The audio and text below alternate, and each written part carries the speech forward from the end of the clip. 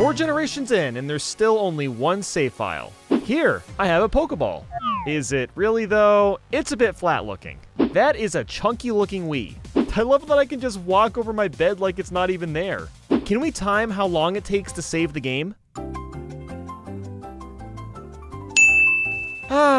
This is gonna be a slow-paced game, isn't it? Look at this walking speed. I know we're getting running shoes in a second, but good lord, this is slower than red and blue.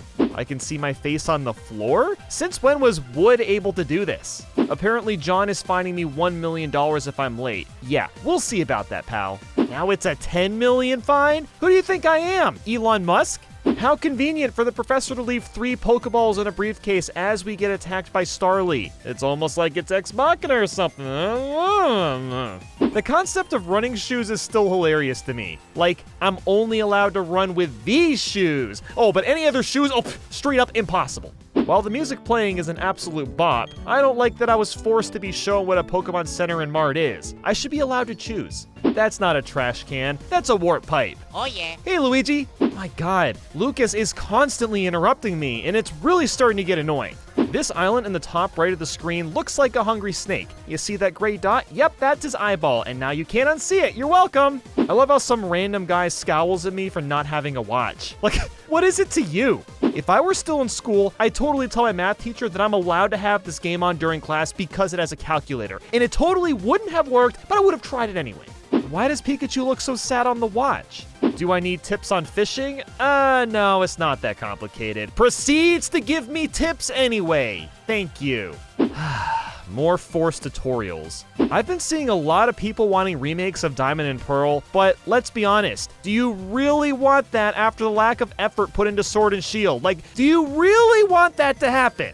Earning a coal badge has to be the most unappealing badge of all time. Wow, I earned coal! Cool! Pachirisu is basically just Squirrel Pikachu, because every generation has to have a new Pikachu.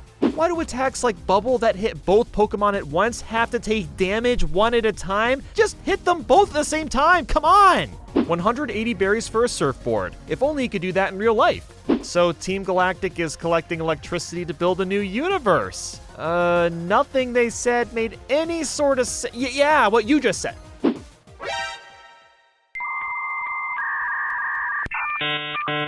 What is it with every trainer taking 3 weeks to walk when they first notice me? Eterna Forest? More like Eternal Forest. This area is a slog. The bike manager is gone, and I can't rob the cash register. Big sad.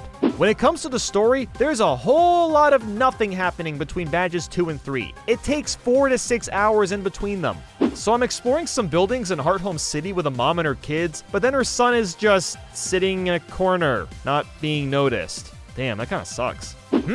A good rod is really good. Wouldn't you agree? Yeah, I guess. Oh my god, if you guys are gonna block my path, can you at least be in unison? John, can you please Photoshop that Psyduck down one space? Oh, thank you so much for doing that. Oh, it's bothering me. Not only does this TV cost more than most TVs do in real life, but it's a toy. A toy! The mud is ridiculously annoying since you can't bike through it and there's holes you can get stuck in.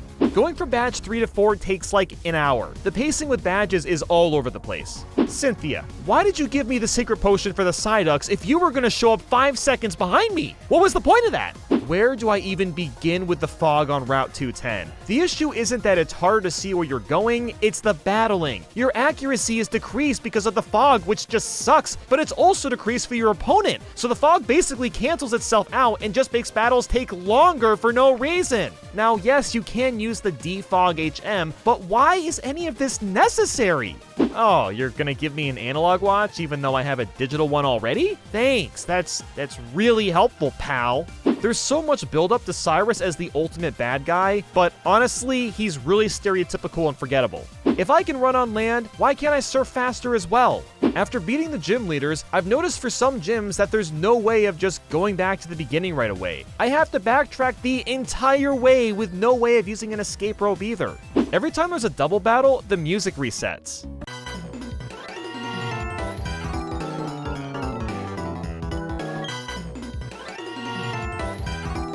Why not just continue the song?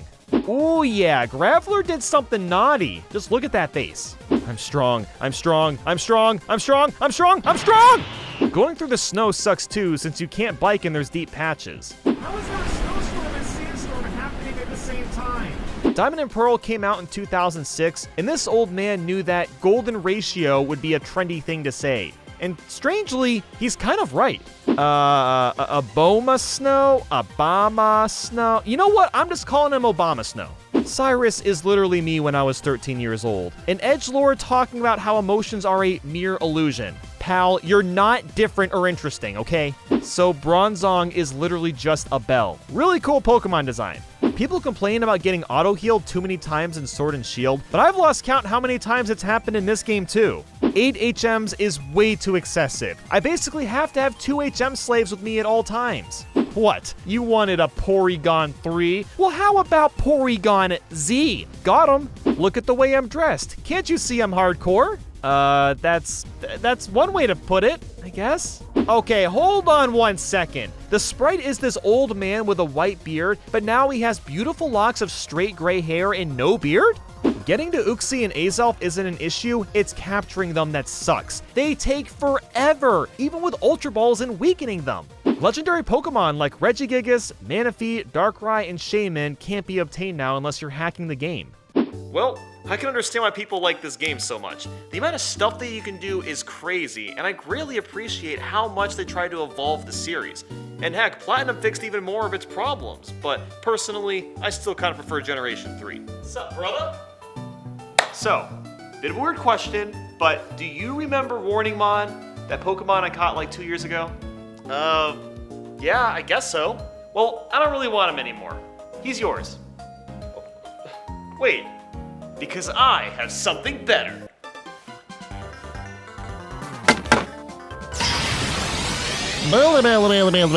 That's right, it's Bouldermon.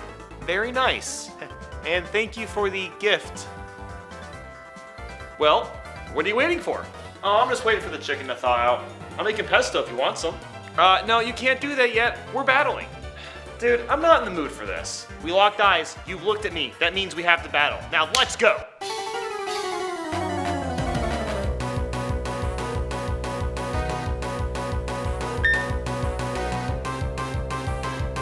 Building! Warning!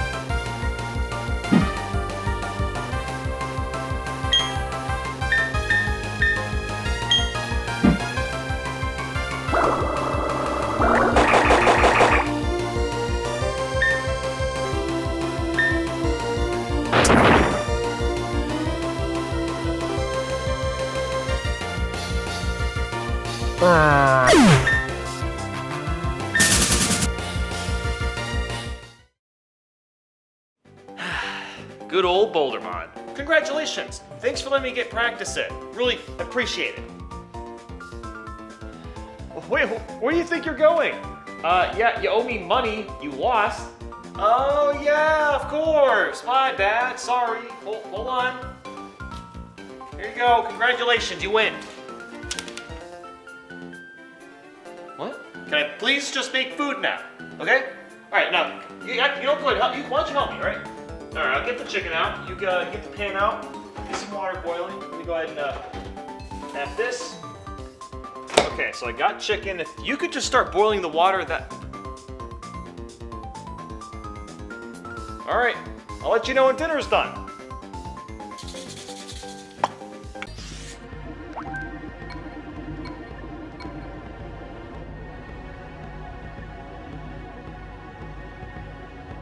Super Mario 3D World plus Bowser's Fury rolls right off the tongue.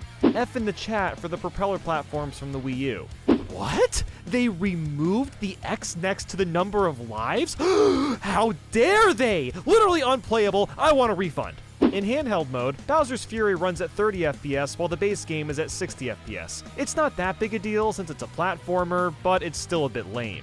So the Cat Mario amiibo gives you the Invincibility Bell, which is completely broken, and Cat Peach gives you a random power-up. What is the point? But that's not all. The other Mario characters grant you a Superstar in 3D World, and non-Mario characters a 1-up. The functionality of amiibo is laughable.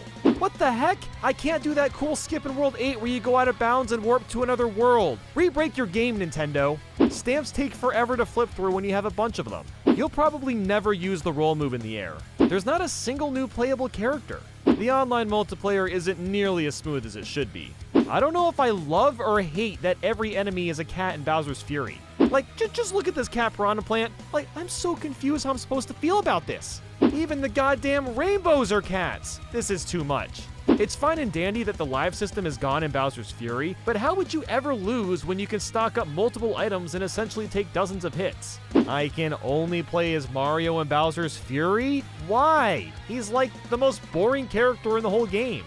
Wait a minute. Bowser Jr. is actually teaming up with us because Bowser has parental controls on his Switch. It's all coming together now. So fighting Bowser is literally just Gigantamaxing from Sword and Shield, but in real time.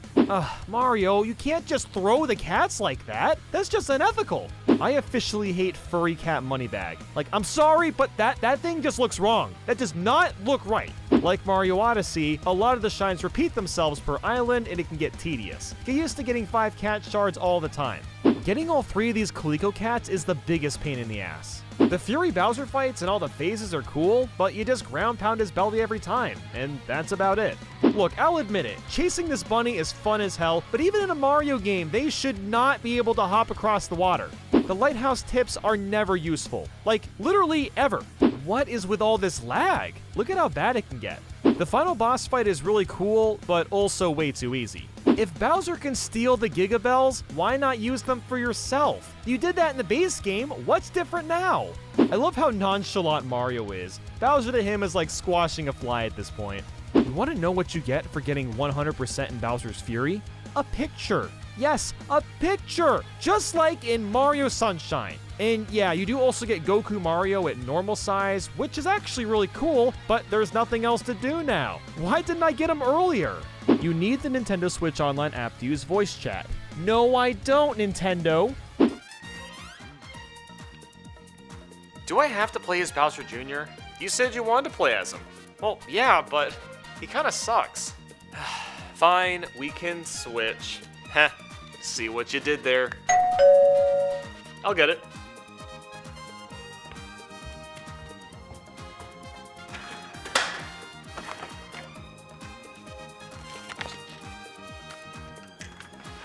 Hey, Nathaniel, we got a letter. Wait, we got a letter? Yeah, it's addressed to the both of us.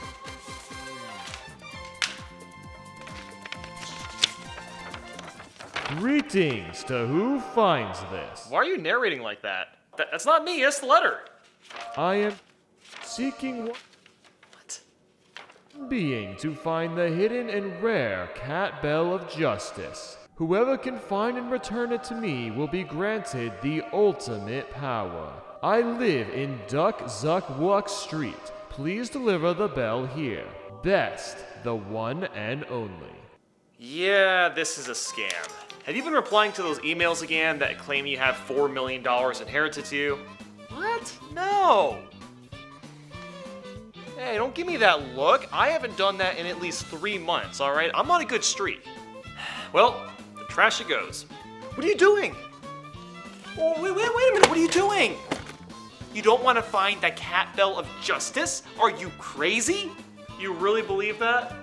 The letter was talking to you. How do you not believe it? Oh, come on. You know it was one of those, like, battery-powered card things, you know? Oh, yeah? Or, like, play the song, except it was this weird message. It's kind of, yeah. Like, hey, you find that wire yet? Wait a minute. Yeah? Wait, no? No, oh, you don't know where the wire is. That's because it's a magical letter and it's real. It is not a scam. It's not fake.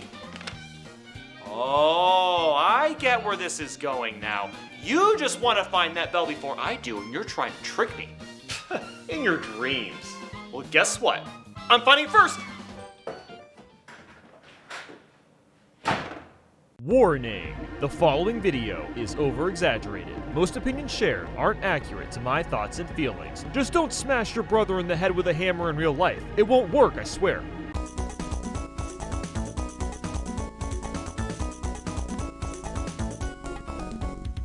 This game has easy sleep and auto sleep. If only I could do that in real life. Damn, Peach got lay epic troll.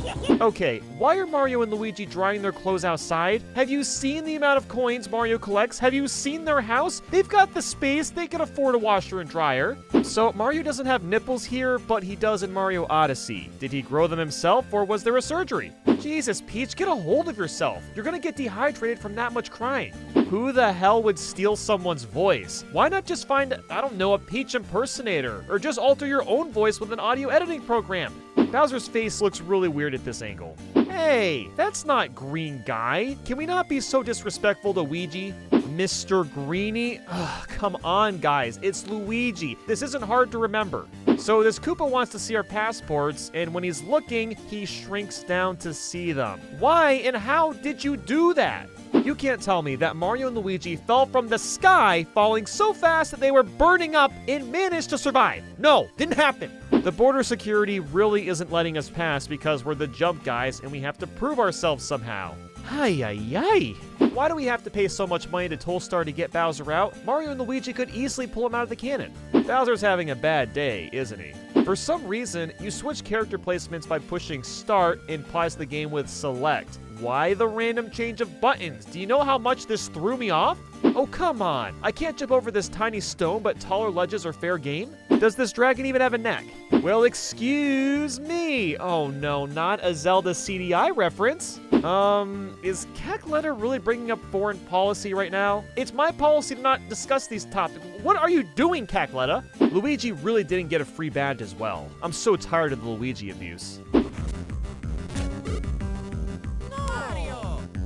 Mario died! Oh no! Anyway, I'm a dancing again! Woohoo! So the secret technique is bashing your partner so hard they become squished. I don't know about you, but this just sounds like revenge to me, but hey, whatever floats your boat. So for Chucklehuck Woods and many other areas, we get this nice map to figure out where to go. But with our personal map, we get one picture which shows hardly any details. That's a bunch of bullcrap! Is there any point to making a custom jump on barrel button? Why can't Mario just jump on top normally? I always feel bad when we beat up Wigglers. I'm sorry, buddy. This is the stuff that comes out of nightmares. Whoa, hold on a second. Is that a motherfucking JoJo reference? Gino really just made a cameo in a toy minigame instead of being playable in this actual RPG game. Nope, I'm not salty at all. No way. This casino lottery place needs to be evicted. He straight up fed Mario poison. That should be against the law. I don't know what this fetish is, Luigi, but please don't show me this. What on earth did they do to DK? So you finally got your ship to move again after thousands of years, only for it to crash again after 10 seconds. Worst pirates ever. The pacing for finding the Beanstar pieces is a bit wonky. I spent about an hour or two on the first piece, and then like 5 minutes on the second. All of this talk is just meant to swindle you out of your money again. It's all lies! Lies!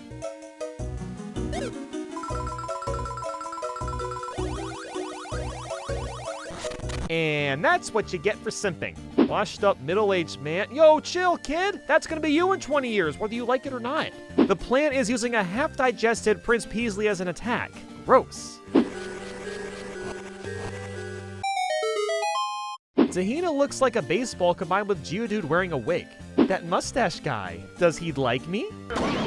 No, that's not how this works. That is not going to work. Mario has cooties confirmed. You know, I'm not even surprised Fawful spotted the fake Beanstar immediately. Prince Peasley did a really bad job replicating it. Oh, come on! You can't tell me that Mario isn't able to deflect that energy ball or at least move out of the way? He's been doing nothing but fighting for 10 hours. He's got the skills, and also, where did Luigi go?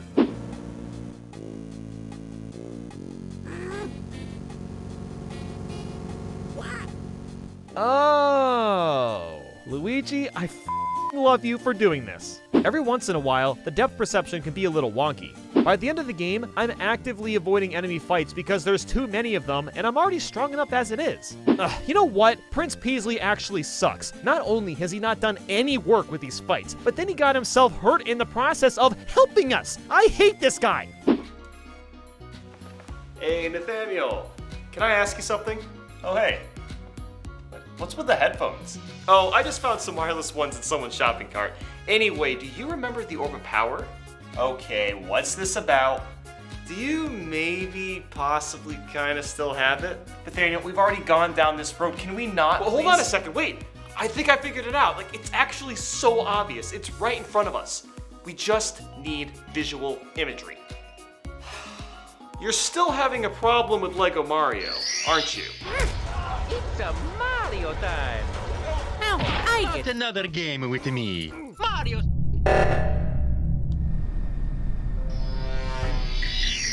Don't remind me. Well, let's take care of him once and for all with the Orb of Power. Where is it? Please don't make me regret this, Nathaniel. Woo!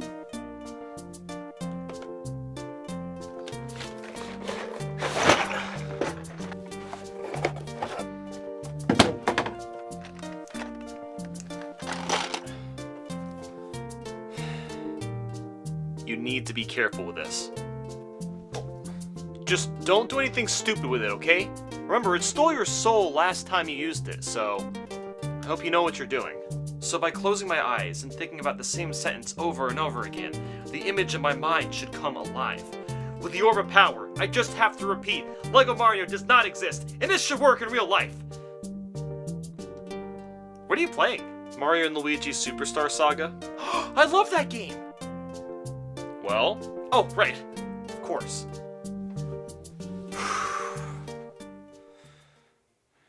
Lego Mario does not exist. Lego Mario does not exist. Lego Mario does not exist. Lego Mario does not exist. Lego Mario does not exist. Lego Mario does not exist. Lego Mario does not exist.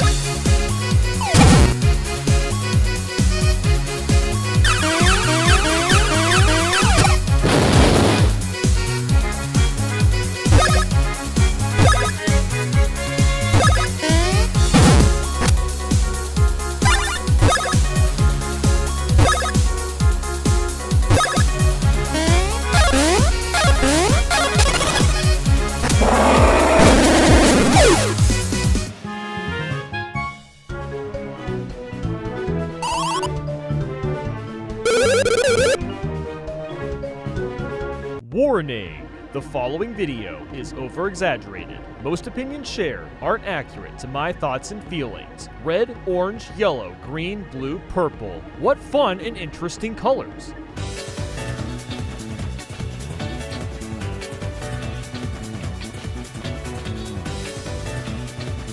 Damn, this intro song reminds me of the music I listened to in high school.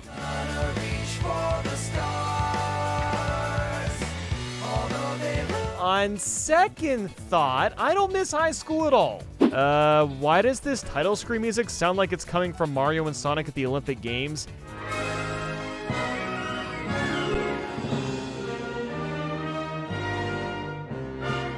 I get it was really cool back then, but it's kind of weird for a core Sonic title. These are the easiest combos to hit ever. Literally just push A a bunch of times and you'll never mess up. A lot of these stages are really fun, but they end way too soon. Why not combine a couple instead of having 6 acts per world? Only 30 frames per second? Ew, gross, ugh. Oh man, this thing's got crazy fast acceleration. You call this fast? I get it, Sonic, you're fast. This amusement park has been constructed entirely out of a sense of remorse for my past transgressions, and is in no way associated with any sort of evil plot or premeditated misdeeds. Ah yes, very believable, Mr. Egghead. Okay, that wisp straight up stole Sonic's body and possessed it for his own doing. Very unethical. So apparently, back in the day, people called Sonic Colors a Super Mario Galaxy knockoff simply because he's in space. Because Sonic has never been to space ever until this game. The area map music has no right to be this goddamn catchy. The joke skins sometimes go on for too long. Wow, that boss took like 30 seconds to beat. I'm used to this in Mario games, but Sonic bosses usually have more hit points or something with more substance. Tails, if you have the ability to make a translator, shouldn't you also be able to prevent using binary code to read it?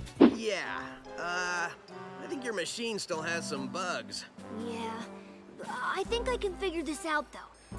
Okay. What? You fix your machine by just tapping it? I don't believe that. Tails is suspicious. He's sus. Among Us funny. I don't know why, but the bounce pads that make you go backwards with Eggman's face on them crack me up. It's just like, oh god, Sonic went slightly backwards. That'll show him who's boss. A lot of these levels are slow-paced, which is fine and even normal for Sonic games, but it feels like it's the majority of the levels instead of just a small handful. Why is the game still telling me to press Z to slide after World 1? I know. Thank you. Baldy Nose Hair sounds like a YouTube channel name. Don't believe me? Look it up. I bet it exists, and I haven't even checked. Can someone explain to me how a robot can play the trumpet if it can't produce air through its mouth? So the Cube Wisp lets you ground pound and changes some blue platforms to rings. Boring. Wow, what fun gameplay. I'm having a great time, can't you tell? Hover is not only slow, but you can only use the Lightspeed Dash with this Wisp, because arbitrarily removing core mechanics from Sonic is a great idea, apparently. This is probably just because I'm used to Mario's wall jumping, but I feel like the timing is either way too picky or not sensitive enough. Okay, this has to be the laziest game over screen I've ever seen in a Sonic game. Graphic design is my passion, am I right? Okay, fine. 5 generators? Well, I've already leveled 2. So, if my math is correct, that leaves us 3 more of those bad boys to take out. Yes, Tails. 2 plus 3 is 5. Oh great, the Spike Wisp lets us spin dash. Another core mechanic ripped out of Sonic for no good reason. No copyright law in the universe is going to stop me! Oh my god, Sonic is based as f sometimes. Even with infinite jumps, the water levels still suck. Sonic, please, enough with the food puns. If you even count them as puns or jokes. Why is there a warp pipe here? Is Luigi gonna pop out again like he always does for some reason? Oh yeah. Whoa there, Roller Coaster Tycoon. You took me by surprise. Okay, so I figured out the wall jump thing. I think I'm supposed to push A twice? If that's the case, why do I have to do that? And if it isn't, why does that actually work consistently? I don't get it. Why is it so confusing? Why am I bad at wall jumping? I can't play this. Ah!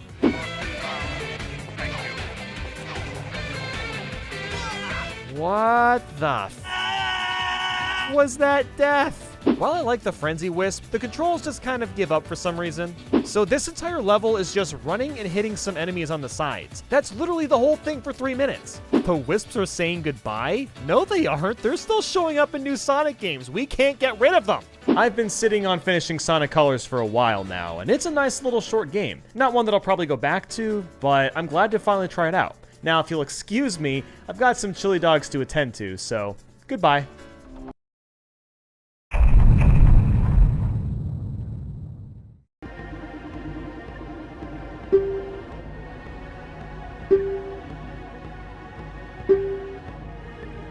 I get this is an asset reusing game, but you didn't even spruce up the menu screen?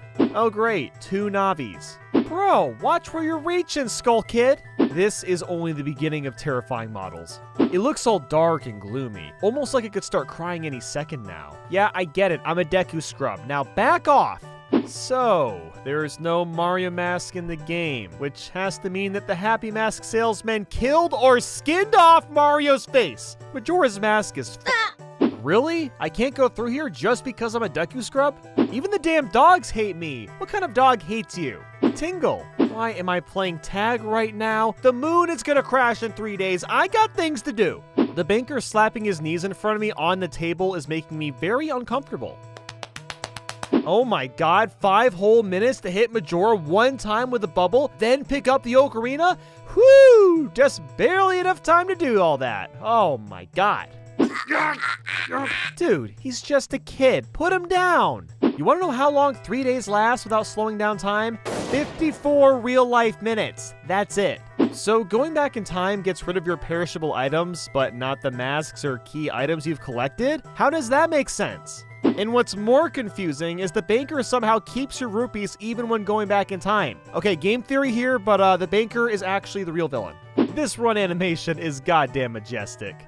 Where do I even begin with this hand? Okay, so he's taking a dump inside the toilet and needs paper to wipe himself. 1, how did he get down there? 2, why can't he use the paper that's on the floor right in front of him? And finally, 3, a title deed is not toilet paper. Ugh! Why does Link not have a face on this mask? Please make it stop. The Romani Ranch sign still reads Kakariko Village. Epic fail. And this song gets really irritating after like 10 seconds.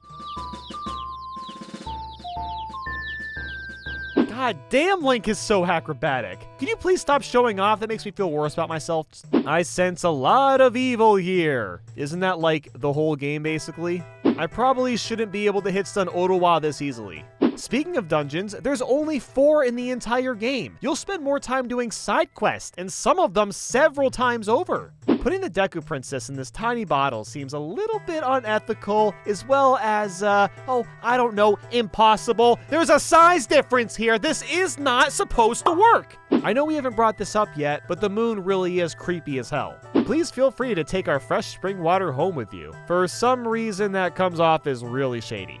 Maybe I'm just Majora's Boomer, but I can't be the only one that hates the target missions, right? There's no reticle or indicator with the bow to help with aiming.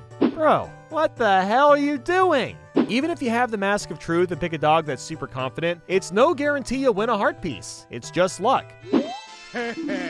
Haha. Wait just a second. I got a perfect score on the first try, was given the quiver upgrade, but I have to do this again for a heart piece? Why didn't I get both at the same time? The swamp shooting gallery is the absolute worst. You have to play perfectly and fast to get a heart piece. Throwing bomb chews at Honey and Darling freezes the timer, essentially giving you way more than a minute to hit all these targets. That's not broken. Gotta love how this tiny amount of spring water managed to melt this entire block of ice. Look, I get that the Goron baby misses his dad, but none of these Gorons even attempted to calm him down? What is wrong with you all? Okay, so the baby needed a certain lullaby to calm him down, but how did none of the other Gorons know this song?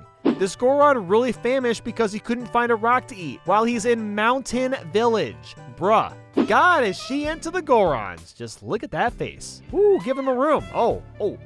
You would think that the torches would cause the ice to melt on its own, but that's not how Majora life works. Some of these fairies are so hard to find, but the last one in Snowhead Temple takes the cake. You have to be in this very spot, know to use the Lens of Truth to find the hole in the wall, and make a ridiculously precise jump. And if you mess up the jump, you fall all the way back to the bottom. The Razor Sword is pretty badass looking, but you can only use it 100 times before it dulls. I'm glad we're being nice and helping this dude break the boulder with a powder keg, but we're a Goron. We should be able to just plow through this no problem, either eat the boulders or just roll through them. Takuri is one of the most evil enemies I've ever encountered. If you don't know what you're doing, it can take your bottles and even your sword, forcing you to buy it back again. So I was fighting off an alien invasion, and my reward was a glass of milk. I'm not sure if that's supposed to be the best or worst prize ever. Dante is ridiculously slow, and these damn wall masters keep grabbing me out of nowhere. So the stone mask makes me invisible. How? It's literally just a slab of a stone.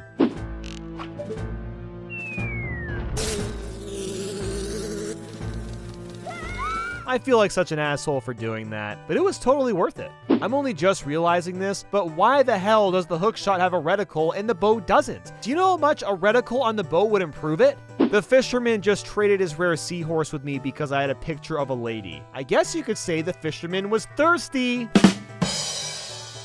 Link can catch fish by just swiping a bottle into the water, but I try it and it doesn't work? Why not?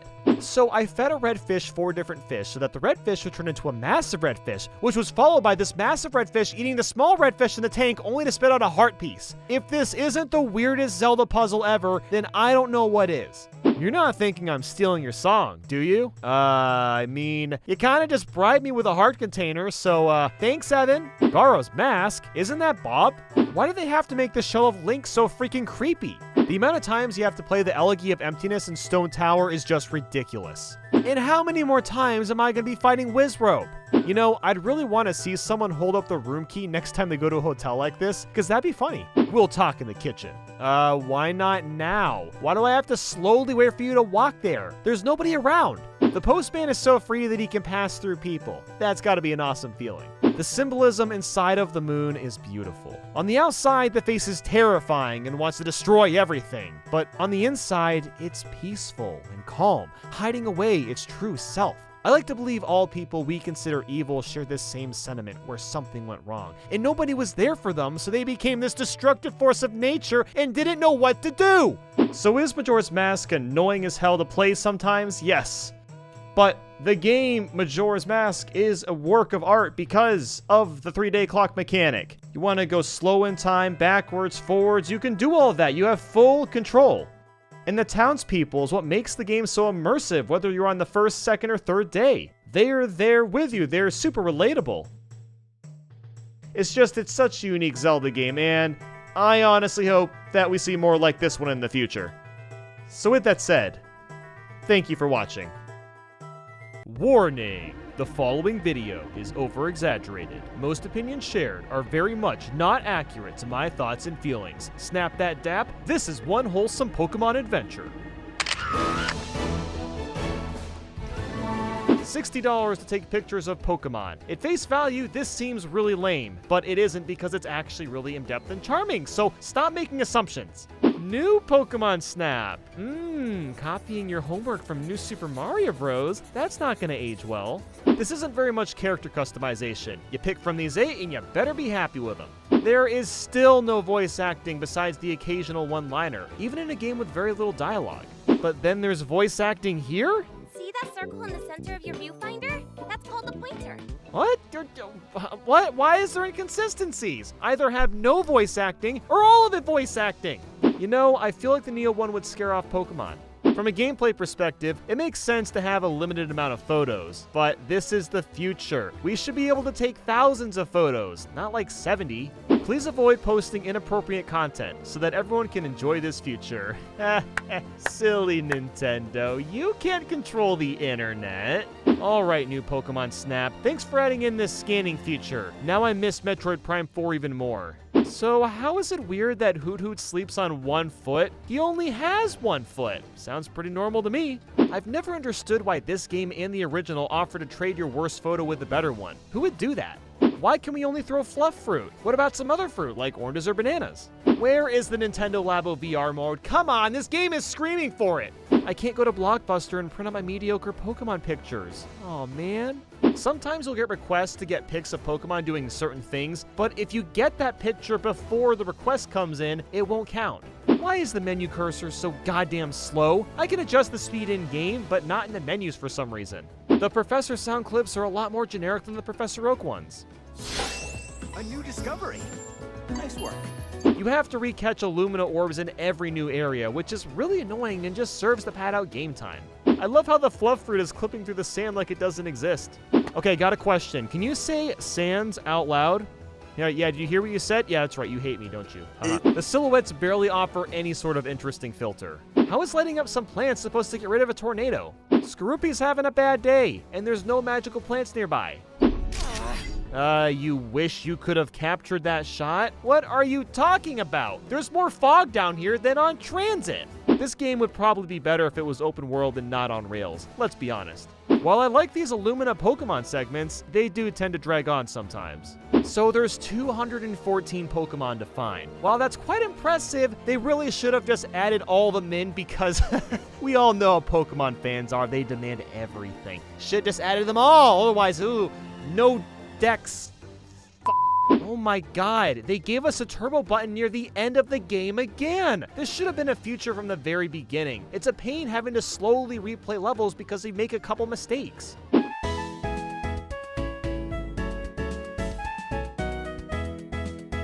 Wow, the ending is basically the same as the N64 ending, but we're not on Rainbow Road. That's not as cool.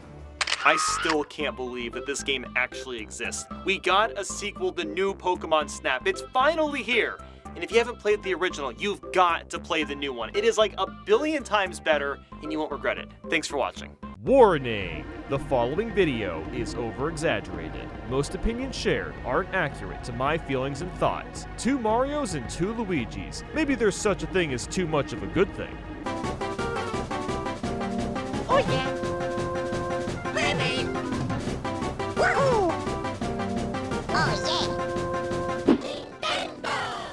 Ow, my ears. Oh, God. Oh, my. Look at that seductive Princess Peach. I don't know why Toad saying yikes is so funny to me. Why can't my DS be a time radar? That sounds awesome.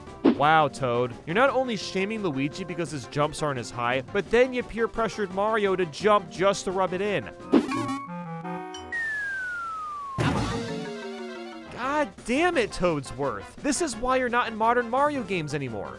How on earth did Alpha Dream make a suitcase cute? Like, just... Are you operational, Luigi? What kind of empathy is this? Ow, ow, ow, ow, ow. Oh my God, are you operational? Ouch. Do you need services? What? I know this isn't the case, but all I can imagine the Shroobs are saying is curse words.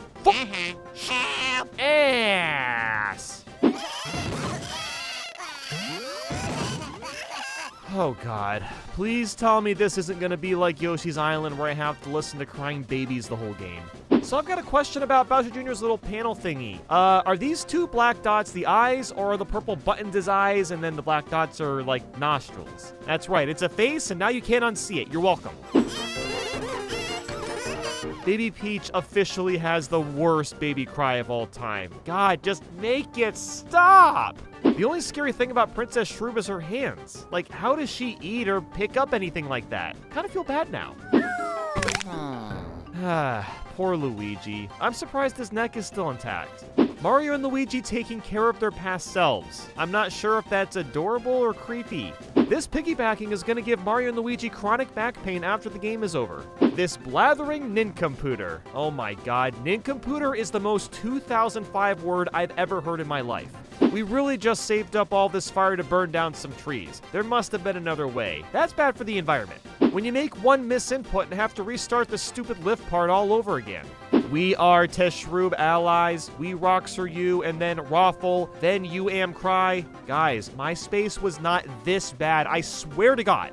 I'm actually cringing at this Hammer Bros text, and I'm not one to just throw that word around at anything. This is so beyond dated that it's insane. Thank God this game is self-aware and that was just the antenna causing all that, because, oh my God. Are they consuming the Wiggler's crap? That is disgusting! Wow, Mario and Luigi really just lost these shards from spinning too fast. Bowser Jr. is right, they are losers. Oh God, the big Yoshi from the bad timeline. Is there any reason that only Baby Mario can do the water thing now? Because regular Mario should still be capable. I'm sure those cookies are delicious, but babies don't eat that fast. Hell, it's a struggle to feed most babies. And this is why you don't eat boulders. They can stretch out your intestines. It happened to Nathaniel one time, just ask him. There is no way that the Mario and Baby Bros managed to fall from Yube's hole all the way back to the bottom without shattering a single bone. Impossible. Peach straight up dies. This ball is literally just Kirby's wheel power-up. Could this walkway possibly be any narrower? The items are so broken in the game. Not only are they really powerful, but you get so much money that you'll only use them for bosses. Yes, Baby Mario, let's just smack Luigi with a hammer to wake him up from a high fall and then cry afterwards. Good morning, Luigi. Welcome back to reality. Yo, so I just did this timed race with 0 seconds to spare, and I just had to show it because it'll never happen again.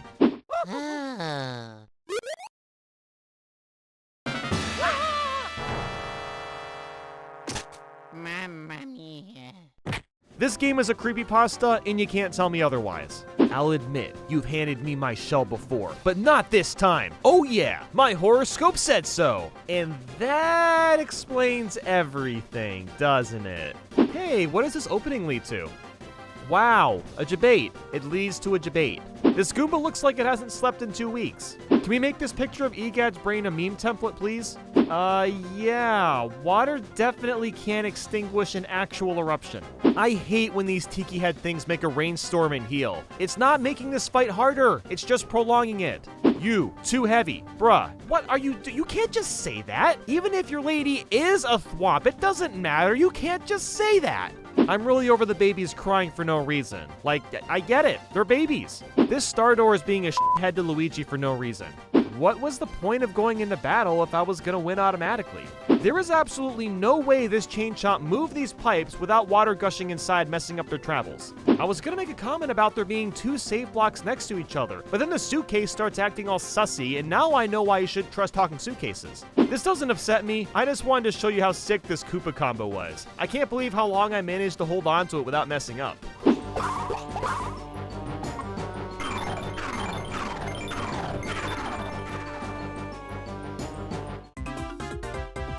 0 XP. I got 0 XP for that fight. Do you know how long and enduring that fight was?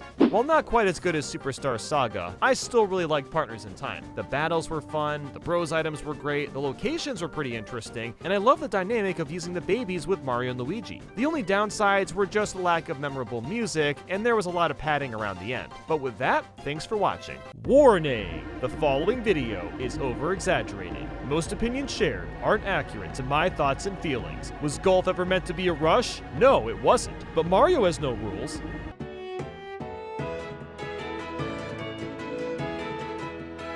I can't get over how goofy Bowser's outfit is. What is he even wearing? 2 golf clubs, Daisy is cheating and has always been a cheater. I can only dream of looking as suave as Waluigi in that suit. I mean, look at that man. Whew! Oh God. Is it getting hot in here? Or is it just me?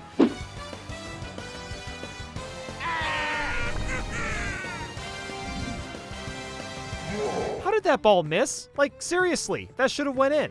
What is it with new Mario sports games having such boring menu UI? It's just a bunch of squares. How about something cool and stylish like Smash Bros. Ultimate? Look, I know this is just a golf game, but the music really does nothing for me. Good lord, that is a lot of golf lingo. Most of this probably won't be useful at all. So for the controllers, the player 1 picture is a Switch Lite, while players 2 through 4 are a regular Switch. Why the inconsistency when the Switch Lite can also connect to other Joy-Cons? I adore that half of the characters have custom golf clothes, but why not all of them? I mean, it's really not that big a deal, but I don't know, Yoshi and DK look kind of out of place when Bowser and Bowser Jr. have clothes on. The character selection is pretty fun with picks like Charge and Chuck and King Babo, but where the heck is my boy Diddy Kong, or Birdo, or Toadette, or Boom Boom? They'll probably be added in free updates, but it's weird not seeing them. Oh god, that is some rough poppin', no pun intended. I'm not sure how Mario's special shot adds extra weight to the golf ball, but I'm not complaining.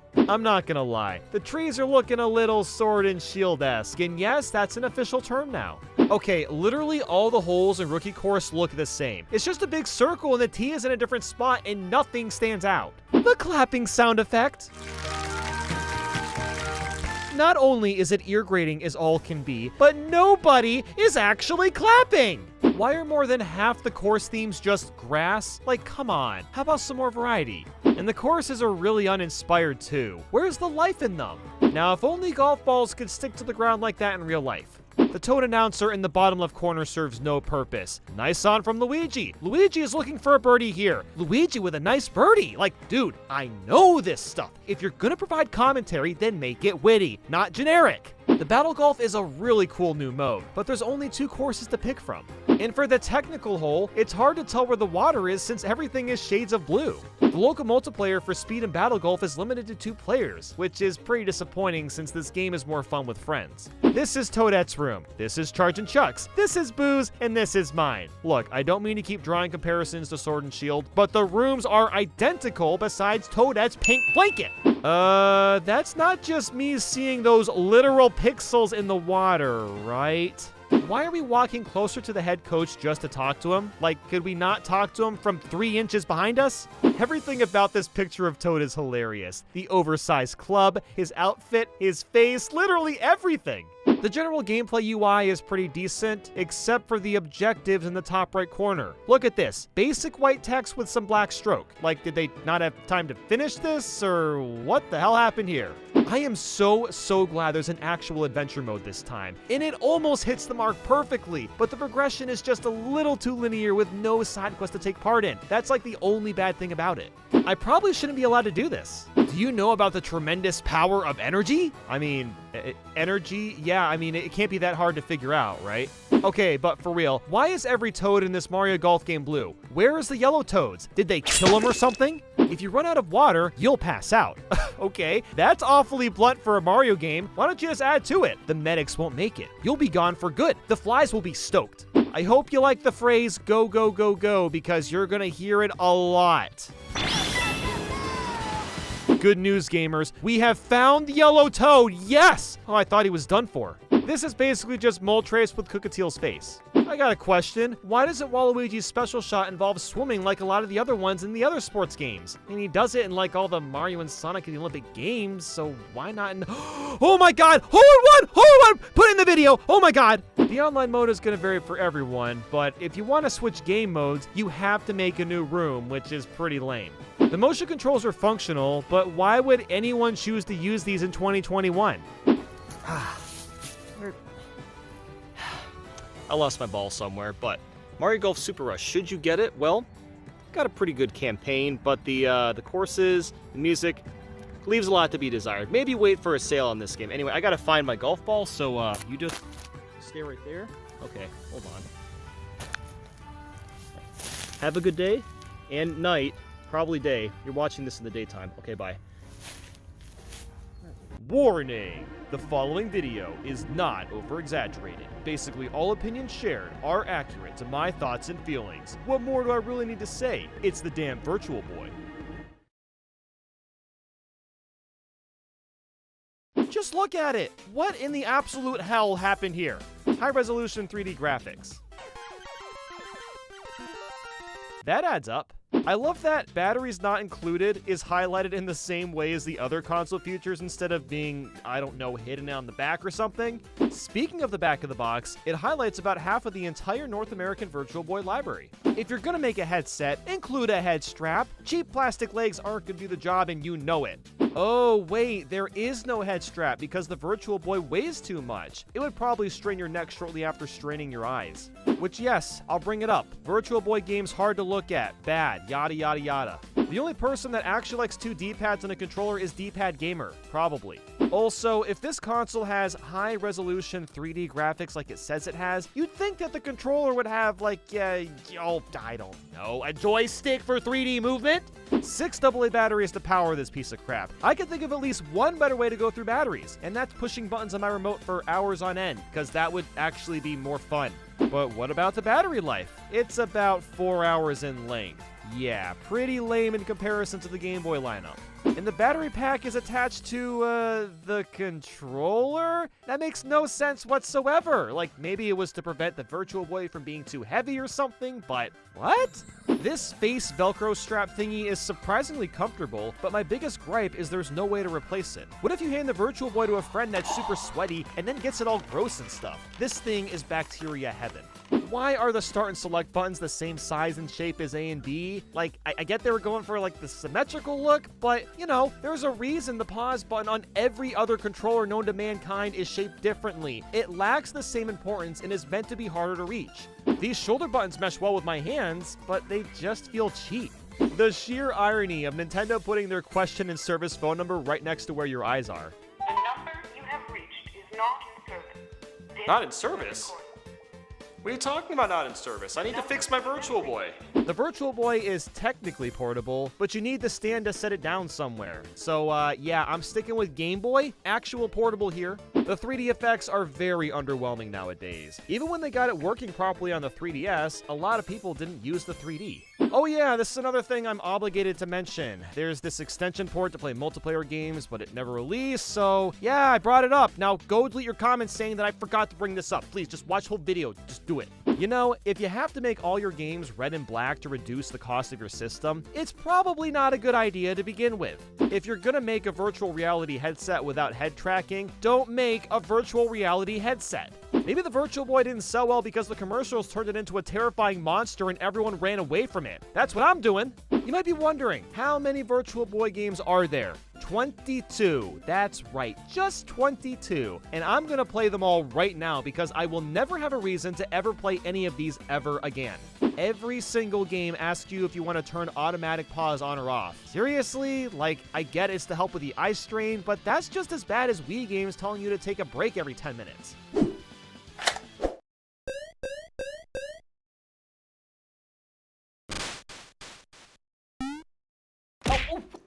For Mario's first tennis game, it's ridiculously bare bones. It's just tennis with Mario sprites. So I'm gonna make this point for a lot of Virtual Boy games, but this does not scream virtual reality. Mario's tennis could run on Super Nintendo. Luigi vs. Princess isn't centered properly, and it's bothering me a lot.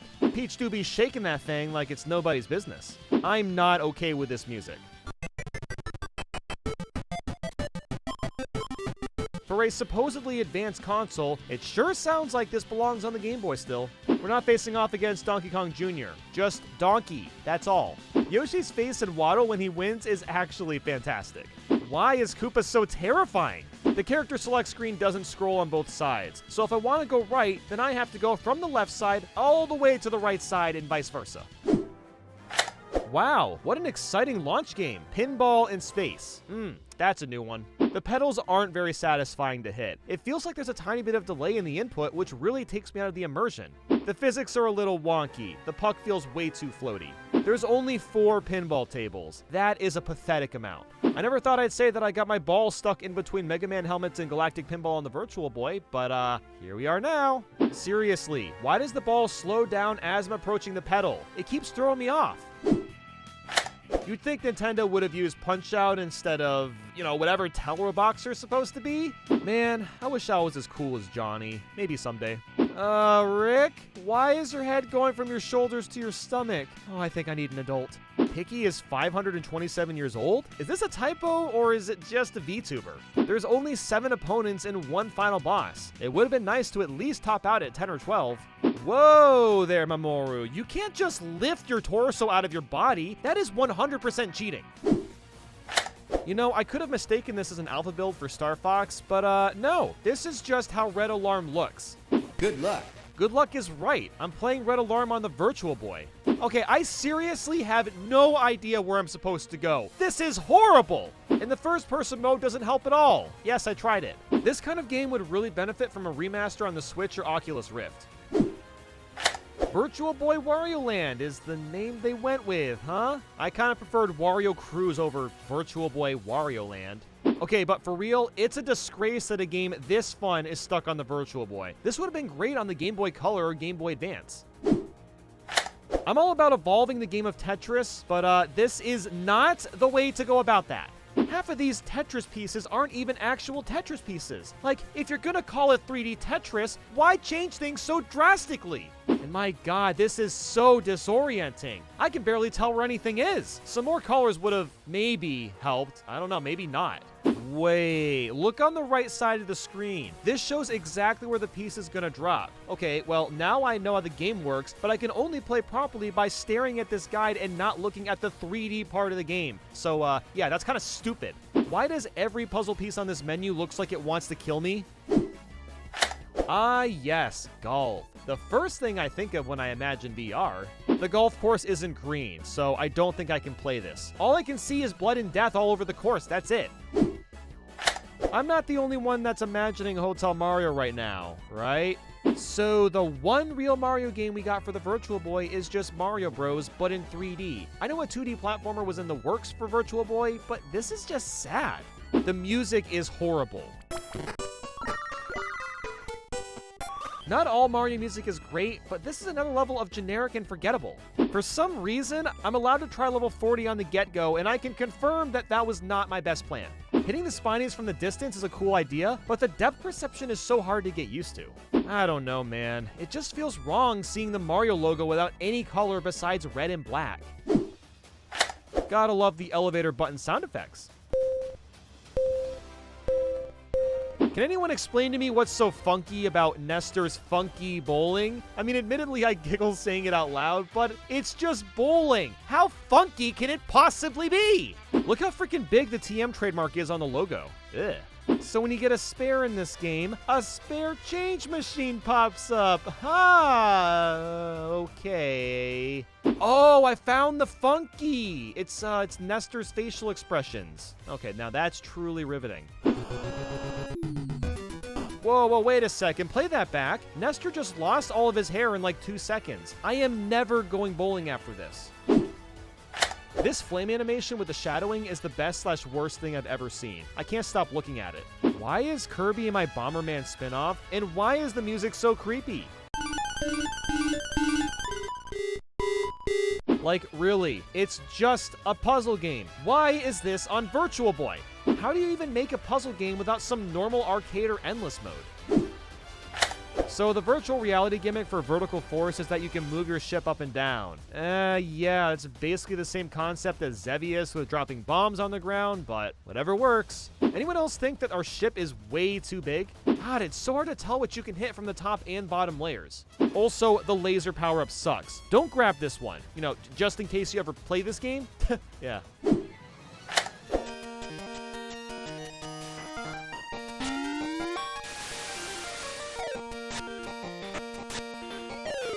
It sure is baseball. The music is actually pretty catchy, but I'd much rather play this on a normal console. I still don't understand why this movie needed a game based off of it, but then it's also on the Virtual Boy of all things. So basically, you just shoot stuff, especially the guys on water bikes. Truly riveting gameplay. The virtual reality effect is zooming the camera in and out. Yawn. Waterworld isn't even that bad as some people say it is, it's just really boring. I know I sound like a broken record, but this is another game that would have made more sense on a normal Game Boy. It's actually really fun. I just hate that I have to play it in 2 colors. A password system in the year 1995. The game specifically said that I can only push boulders but not pull them. That doesn't make sense, but okay. Yes, I'm even playing the Japanese exclusive games. Have mercy on my soul. There's not even a menu for Virtual Lab. You just jump into the game. Oh my god, I am low-key crushing on this anime girl. This is not okay. This is Virtual Boy. I can't be doing this! When you pause the game, it says, take a rest. Okay, I guess I'll take a rest. Good night. Moving around is not only laggy, but the pieces move way too fast. How do you mess up the controls for a puzzle game? So I hate fishing games on a normal scale. How bad could this possibly be? Am I fishing in the water or magma? Only 22 Virtual Boy games, and 2 of them just had to be bowling. What is this sound design? Why is this like the nicest pause screen of all time? It's probably the best looking Virtual Boy pause screen. Out of the 3 musics, none of them are the classic Tetris theme. Although Music C is pretty catchy. I know Tetris was still newish back then, but I can't even hard drop. A horror game on the Virtual Boy is extremely ambitious, and while it's impressive for the time, there is nothing scary about it. Good luck getting to the true ending, by the way. You have to play the game without using a password, without dying even once, and you gotta do it really fast. All I can think of right now is Super Glove Ball in the NES. Look, I got nothing else, fellas. There is nothing interesting about this game. I'm sorry, just nothing. I'm not even gonna pretend to understand how SD Gundam Dimension War works, so yeah, 1 more game to go.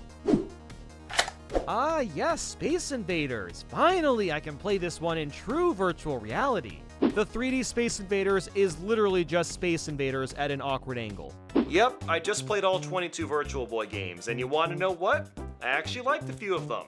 Wario Land, Jack Bros, Telroboxer, Innsmouth would all actually be kind of cool to see remastered in the modern era, but this is the Virtual Boy, and it will continue to fade into obscurity until our own sun will turn red in 5 billion years. But anyway, thanks for watching. Warning! The following video is over-exaggerated. Most opinions shared aren't that accurate to my thoughts and feelings. As long as LEGO Luigi doesn't come to life, everything will be okay. We'll get through this together.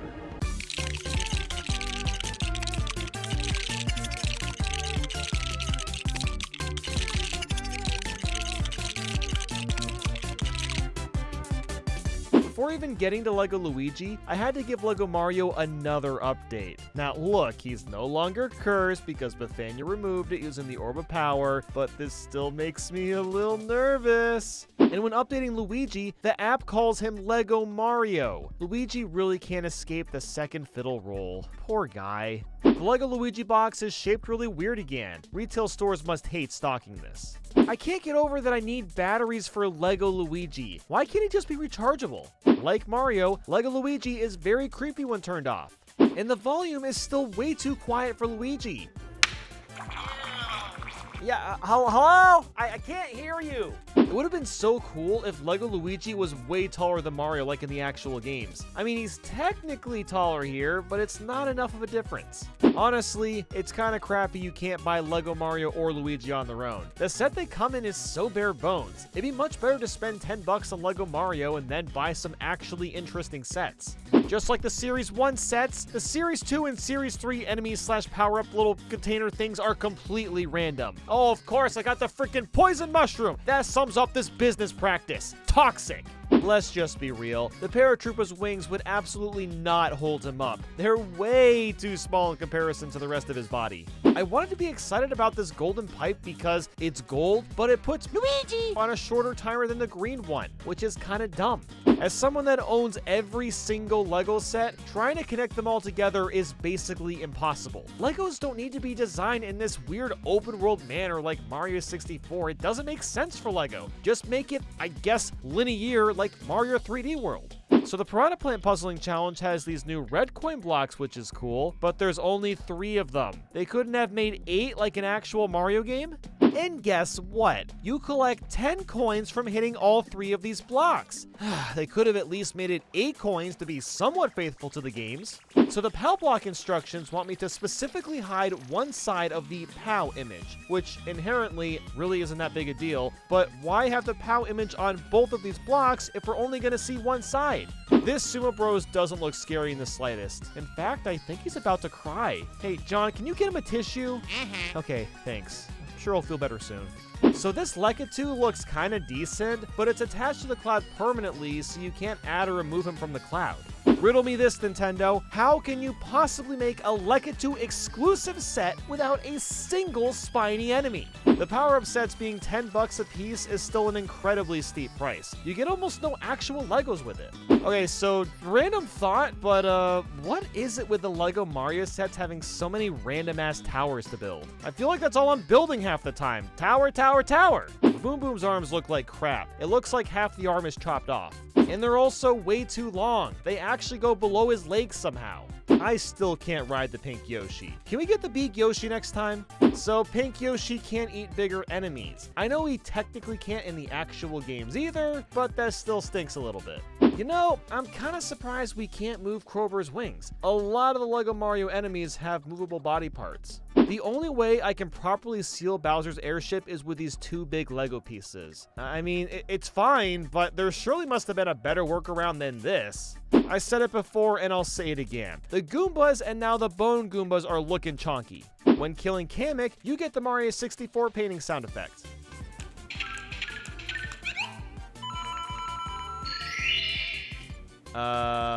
What does this have to do with anything? Kamek isn't even in Super Mario 64. And you want to know what else is dumb? Kamek's QR code being on his butt. He can't properly stick himself to his own broomstick.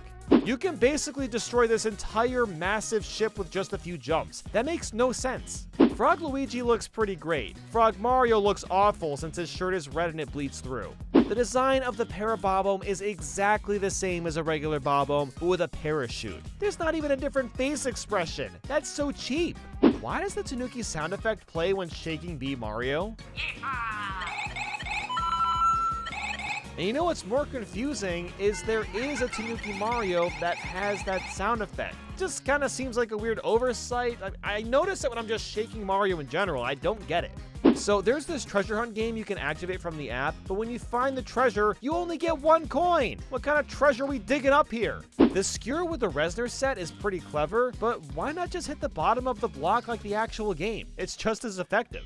I love how unnecessarily difficult it is to reach this mystery block in the Resner set. I have to pull this block down, use one of the brothers or my finger to push down on this gray switch, then that lifts the QR code so I can finally access it with Lego Mario or Luigi. That is a pain in the hiney, my god. These candles on the Resner set are in a horrible spot. It makes it hard to get coins from Toad when they're just there. Get out of the way, god! I can't put Larry smack dab in the middle of this tower since he's unattached to the tower itself. It's actually kind of the worst. Kamek looks so freaking derpy. Just look at his face. I should clarify again that like last year, these sets are spendy if you choose to buy them all. You'll drop hundreds of dollars just to get them. If there's one good thing I can say about Lego Luigi, at least he isn't possessed like Lego Mario was. So regardless of my thoughts on the set being too expensive and all that jazz, he's perfectly good to have as just a normal toy.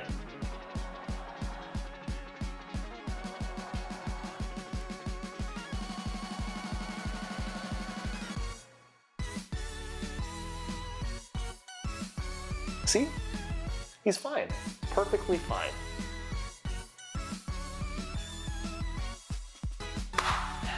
He's perfectly fine.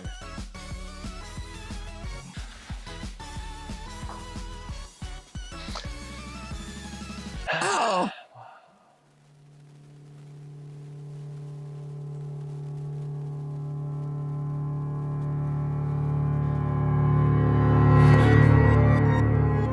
Warning! The following video is over-exaggerated. Most opinions shared aren't accurate to my thoughts and feelings. We got double the trouble today, don't we? Hold your head, Chog. How are you gonna find anything bad about this game? No game is made perfect, and it's really not that serious anyway. I know, but just... since there's two Sonics in this game, let's have two sides to this video. Sure, just let me rant first, okay? I can barely read the text in this configuration screen. Ever heard of bold font? If Classic and Modern Sonic are both playable, why does Classic Sonic sometimes switch the camera angle to make it more modern looking? Just keep everything static. When you go through these tunnels, you just randomly build speed out of nowhere. It doesn't feel like natural speed progression. Yeah, this game is supposed to celebrate Sonic's past, but my god, this is yet another remake of Green Hill Zone. Why on earth are all the Sonic characters here when the whole point of this game is to celebrate Sonic only? Of course they're eating chili dogs. Wait a minute, why were all the other Sonic characters easily sucked into the other universes while Sonic was able to run at this boss no problem? They all weigh roughly the same, they've all been playable characters, what's going on here? That might be a good place to check out. I'll be back soon.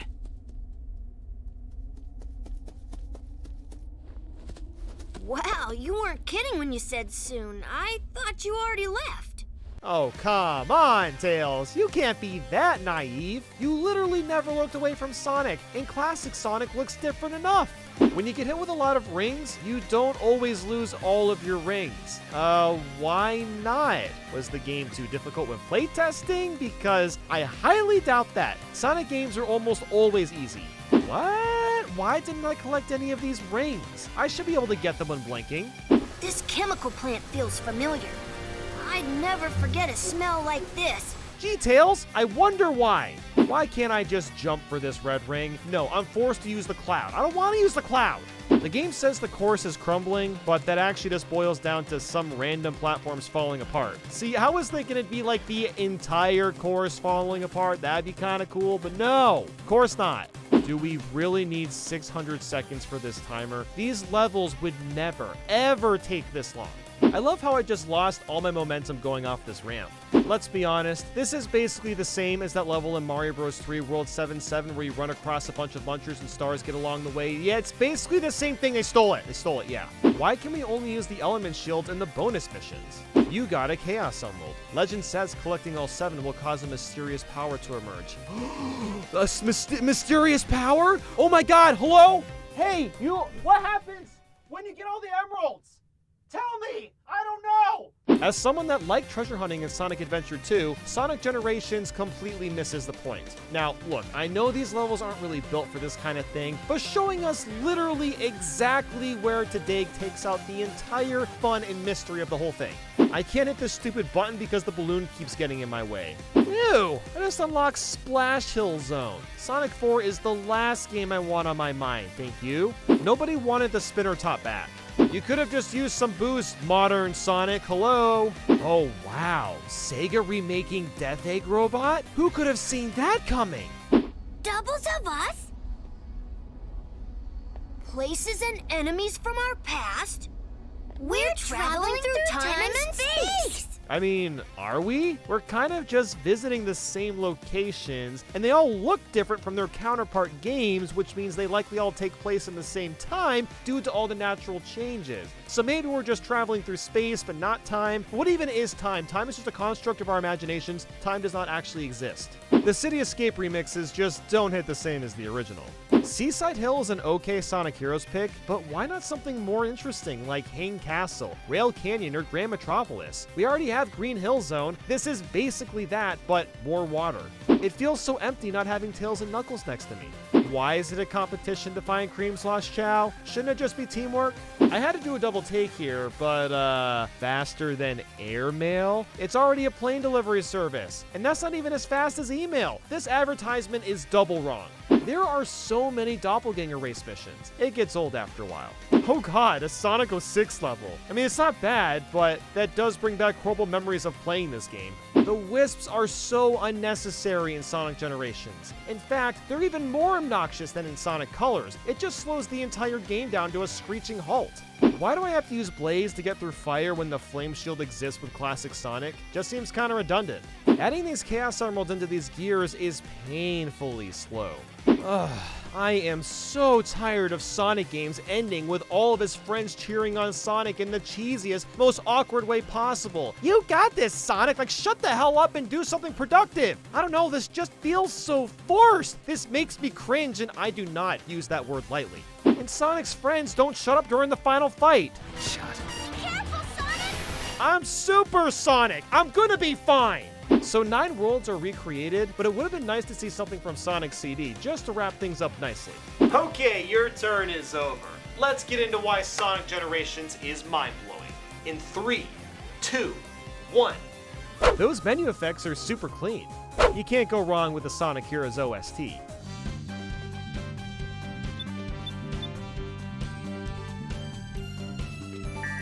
The options music is fantastic. You can turn off the control tutorial and Omochao hints? That's what I'm talking about. It feels so good to play this game again. I haven't touched it since it came out, and gotta say, it's aged really well. The environments are so lush and pretty to look at.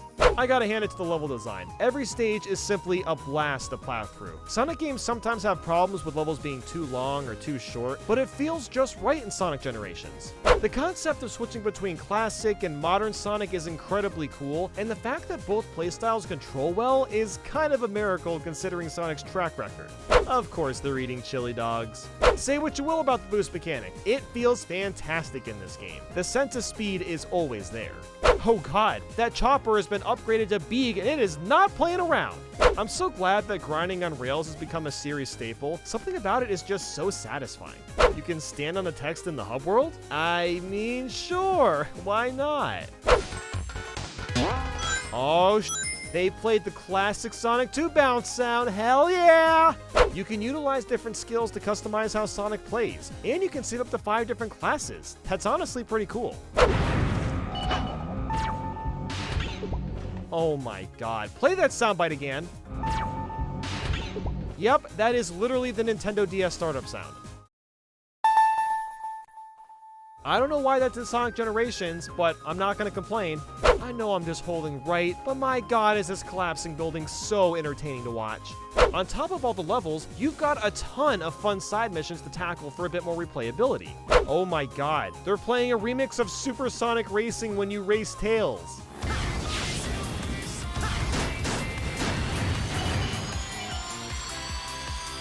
I get it. Classic Sonic races Knuckles because they were kind of enemies in Sonic 3.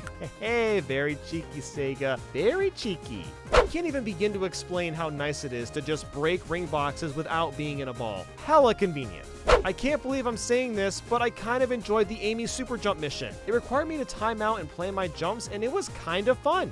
The Pinball DLC music.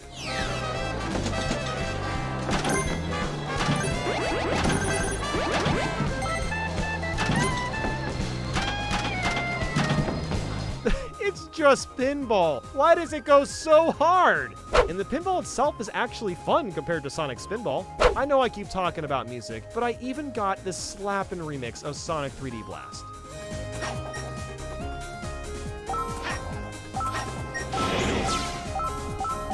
Ring time is pretty awesome. It turns all the enemies near you into rings. Seeing classic Sonic and Tails next to modern Sonic and Tails really makes me wonder what all the newer Sonic characters would look like if they were made in a classic style as well. They remade the Chow in Space poster, and it is beautiful. Modern Sonic's Speedway Highway level flows so well. I can almost taste the wind. I love how over the top the gun truck is in this game. It's constantly showing up out of nowhere and always tries to hit you. It's straight up comical when the truck starts to rearrange the stage layout. I missed the skateboard box, but there is a skateboard box. But then the gun truck from Modern Sonic has these 3 massive chainsaw thingies and he's trying to slice you while also chasing you down the road. But then the truck gets stuck and decides to start flying. Yep, the truck starts flying. Who cares anymore? This is cool as hell. Flying through all these boxes feels so nice. The entire Shadow fight is legitimately awesome. It's so rare to have such a great Sonic boss.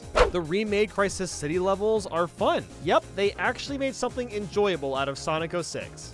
My god, the sheer joy of blazing through the city of Rooftop Run can't be described properly. Something about flying through the narrow cities and busting through doors feels so rewarding.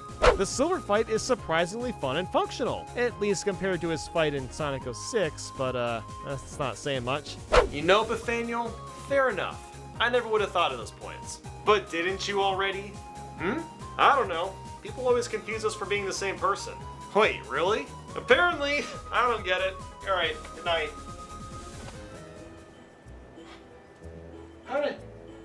Hey! Hey, Nathaniel? Can you...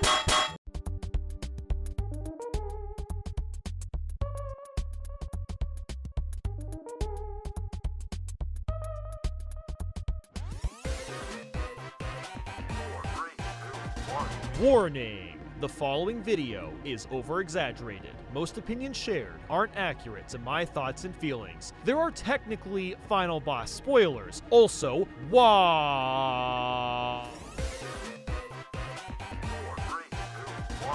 This thin black font with thick white stroke looks atrocious. Wario is no longer fully voiced like he was in WarioWare Gold. I know this is just a Wario game, but getting sucked into a game is quickly becoming one of the most overused plots of all time. Why does Wario's console only have 1 button on it? What kind of game dev are you? This video game maker loves treasure, money, and garlic. Isn't treasure and money basically the same thing? Remember the days when you were so engrossed in games that even the Wario nose meteors didn't matter? Ah, good times. 18 volts moves are pretty unique, but I hate that you can't move at all. 9 volt, I appreciate that you've got 3 GameCubes, but I've got a question. Why is your stereo on top of all of them so you can't swap out the discs or even turn on the console? Hey, look at the window. 9 volt confirmed for Smash. Am I a cool 4chan leaker now? Lol. Oh god, a reference to Game & Wario. I don't know how I feel about that. So 9 volt is forced to constantly move on his skateboard. This isn't very fun. It's a bit lame how some characters are great to play as, while others just kind of suck. Each character should be at least somewhat fun to use. When you get a game over, you can use 100 measly coins to just continue where you were. There is no semblance of challenge at all. I love 5 volt's description. She's sweet until she isn't. Isn't that like basically everyone? Why do the viruses look like Geometry Dash characters? Look, it's not that I hate Wario Bug or Bug Wario or whatever, but where the hell is Wario Man? He's the most manly Wario of them all. Penny is one of the worst characters to control since you move in the opposite direction you point in. It's so disorienting. The story mode is ridiculously short. I beat it in less than 3 hours and I was taking my time. Why can't we play as Jesus Wario? I want to play as Jesus Wario. There is shockingly no motion-controlled microgames, which I guess kind of makes sense since there's multiple playable characters, but at the same time, that's what made WarioWare Smooth Move such a unique experience. I guess it's just strange they aren't included at all with, you know, Joy-Cons and Pro Controller and all that. Dribble and Spitz and Cat and Anna are literally the same characters, but Cat and Anna can't stop jumping. Why does the pause text always need to be in the top right corner? I think it's obvious how to pause video games at this point. I already know. The icon for That's Life is literally just a toilet. Is Nintendo implying that life is I have no idea. In Fantasy's icon is a planet, which if I'm not mistaken, planets are real. Mona's boss microgame is pretty slow and boring. Just match the items and you win. I have to admit, saving a fly that has wings makes absolutely no sense. And this is WarioWare logic. What are you waiting for? Oh baby, certified lol moment, truly lamau, lol lol lol lol lol lol lol lol. Speaking of water, there's a water level in WarioWare. Bad. Half of the minigames with 5 volt feel awkward because of her teleporting movement. And that's my main issue with Get It Together. A handful of the microgames just don't work with all the characters, which leads to an annoying experience which could have been completely avoided. A great example of this is Great Juice. If you're a character that can run, jump, or float like Ashley as an example, this one is a blast. But then 9-volt or 18-volt are miserable because you can only move around at certain times. And what's even stranger about this whole thing is the game has a rating system showcasing how good or bad of a fit the character is. If a microgame doesn't work well with a character, don't let us pick that character. Problem solved. I am so sorry, but imposter sus. Dr. Krygor stole Waluigi's swimming through the air powers. That's not fair. The bird sh**ing out these pink turds reminds me of Dr. Jekyll and Mr. Hyde. Yeah, I can't believe that game entered my mind again. The online play is disappointing. You can't play any of the microgames with friends. There's leaderboards for the Wario Cup, and that's about it. Gotta Bounce is ridiculously tedious. You just bounce the ball up until you get bored. Like, seriously, you'll only lose after falling half asleep.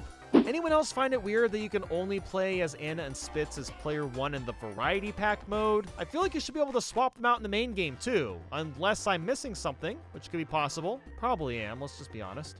What in the hell is that thing? A tall Mr. Saturn? A Pikmin? A dancing tooth? Ugh! This toothpaste sucks. You squeeze out one little bit and half the tub is gone. Why is there thumbtacks on the wall and ceiling? And why are they so damn big? It's a little weird that they picked Animal Crossing New Leaf over Animal Crossing New Horizons. This is just Pipe Maze from Mario Party, but without the challenge.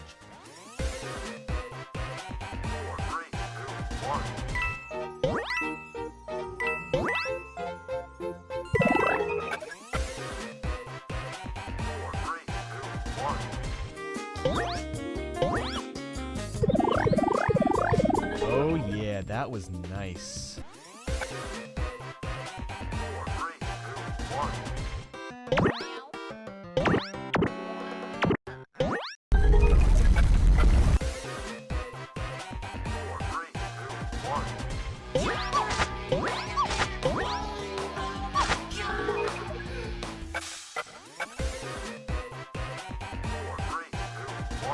What the?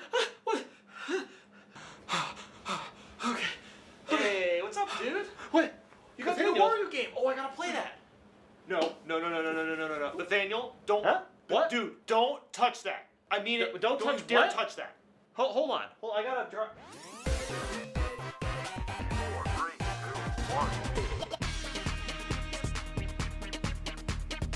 It is about time we got a new WarioWare game. The last proper one was Smooth Moves on the Wii. WarioWare DIY, Game & Wario, and Gold don't count as they were either spin-offs or compilations. Brand new to the game is fully playable WarioWare characters, each with their own custom moves. And there's even co-op so you can enjoy the game with a pal. This menu has personality. The colors contrast beautifully off each other, and all the icons bounce around when selected. Look at this character select screen. Yellow scrolling background, lower black thirds, a hand cursor, spotlights on the bottom. This is 100% inspired by Smash Bros. Ultimate, and I am loving it. The character animations are so clean and well done. They feel so alive, and most of them are fun to use. I wish I was as cool as Jimmy T. Dr. Wario's got that drip. Look at that man. You have tea time with Clyde. You have tea time with Clyde. It's like this with every WarioWare game, but the massive amount of variety with the microgames always impresses me. You genuinely have no idea what to expect as the game goes all out of its way to defy any and all expectations. Unlocking all the microgames goes by really quick, which is honestly kind of nice. I like getting them all in one sitting.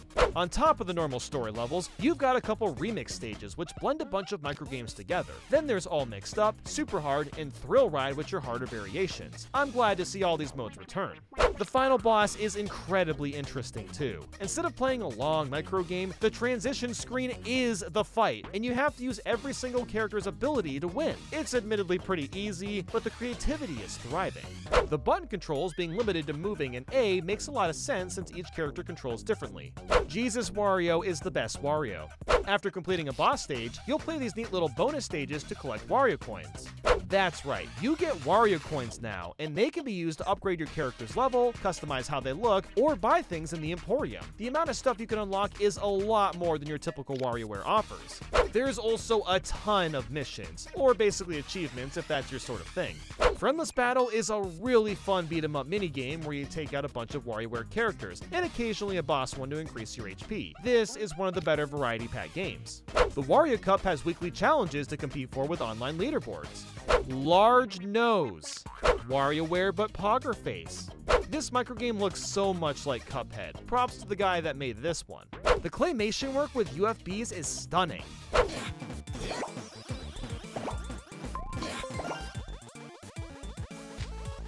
You've got mail. I love how you actually get bigger when getting the mushroom in Super Mario Land. It honestly cracks me up how fast Toad bustles to the star when the path opens up. Like, damn, look at him go! I'm playing WarioWare Twisted microgames with the same rotate mechanics inside WarioWare Get It Together. The levels of meta is insane. The final boss for Nintendo is pretty cool this time around. You play through levels of Mario World or Mario Maker. Look at how magnificent that moose is. Or maybe it's another animal. What is this even called? I don't even want John to correct me. You just tell me in the comments. Please recycle. Gymnasist. Parachute. Mole-in-one. Ah, yeah, this is the ultimate fun game. These post-it notes are really satisfying taking off for some reason. I am really surprised at how good the 2 through 4 player modes are. Duelius Maximus is playing microgames, but it's a versus mode instead of co-op, which I honestly vastly prefer. And then the lightning round is the same thing, but you lose hearts if you take longer to beat the same microgame. Balloon Bang is also a banger since you each take turns either playing a microgame or blowing up a balloon. Whoever is playing the microgame when the balloon pops loses. And man, the tension is high by the end because you swap places so fast. Pucker Up literally puts a microgame inside of a hockey puck, then you have to score that puck into a goal and then win the microgame to get a star. Not only is this the most ridiculous idea ever, but the other player can distort and mess up your screen, making it even harder to win.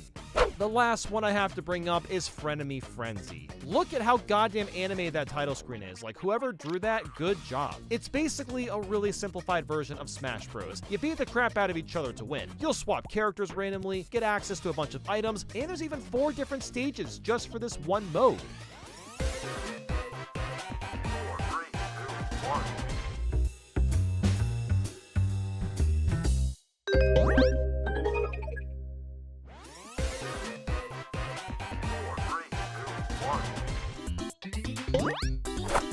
Ow, I'm a moving. I'm a tired.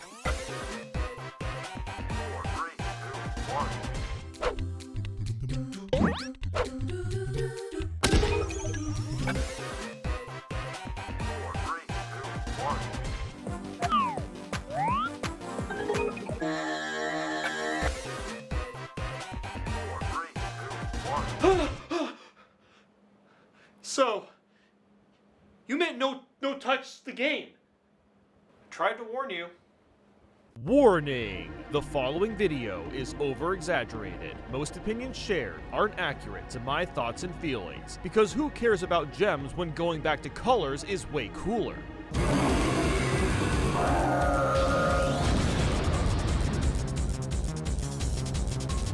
Pokemon Black and White have to be the most boring names for a Pokemon game ever. Everyone told me Black and White was great for its expansive story.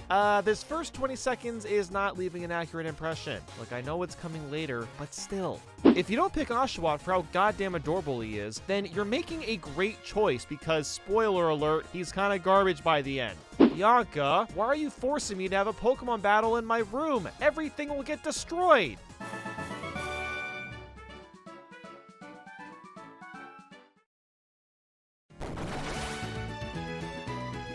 Oh, I f***ing called it, huh? Random thought, but which of the 3 Pokemon were crawling on my walls when the only available moves were Tackle and Tail Whip? This is the chillest mom ever. The kids are all like, hey, we kind of destroyed your daughter's room upstairs. And she's all like, yeah, whatever, it's cool. Go meet up with the professor. Have fun today. Saving the game still takes an absurdly long time. It's roughly 10 to 11 seconds. That's better than Diamond and Pearl, but not by much. That's not a trash can. You already know what's coming. Oh yeah. I like how Chenrin already knows what a Pokedex is. The series is somewhat poking fun at itself. But then Juniper tells us what it does anyway. Oh, come on! I like how easily you can register the town map for quick and easy guidance, but this is the Nintendo DS we're talking about. Keep the map on the bottom at all times. Greet mail, huh? Isn't the entire point of mail meant to greet someone? Why have that in the title at all? I'll take 72. A complete stranger just gave me a Pansear, which is exactly what I needed against Cylan. I wish strangers would do stuff like this in real life. Amanita has the most gamer PC I've ever seen. It's powered by some crazy tubes and some sort of electric container thingy.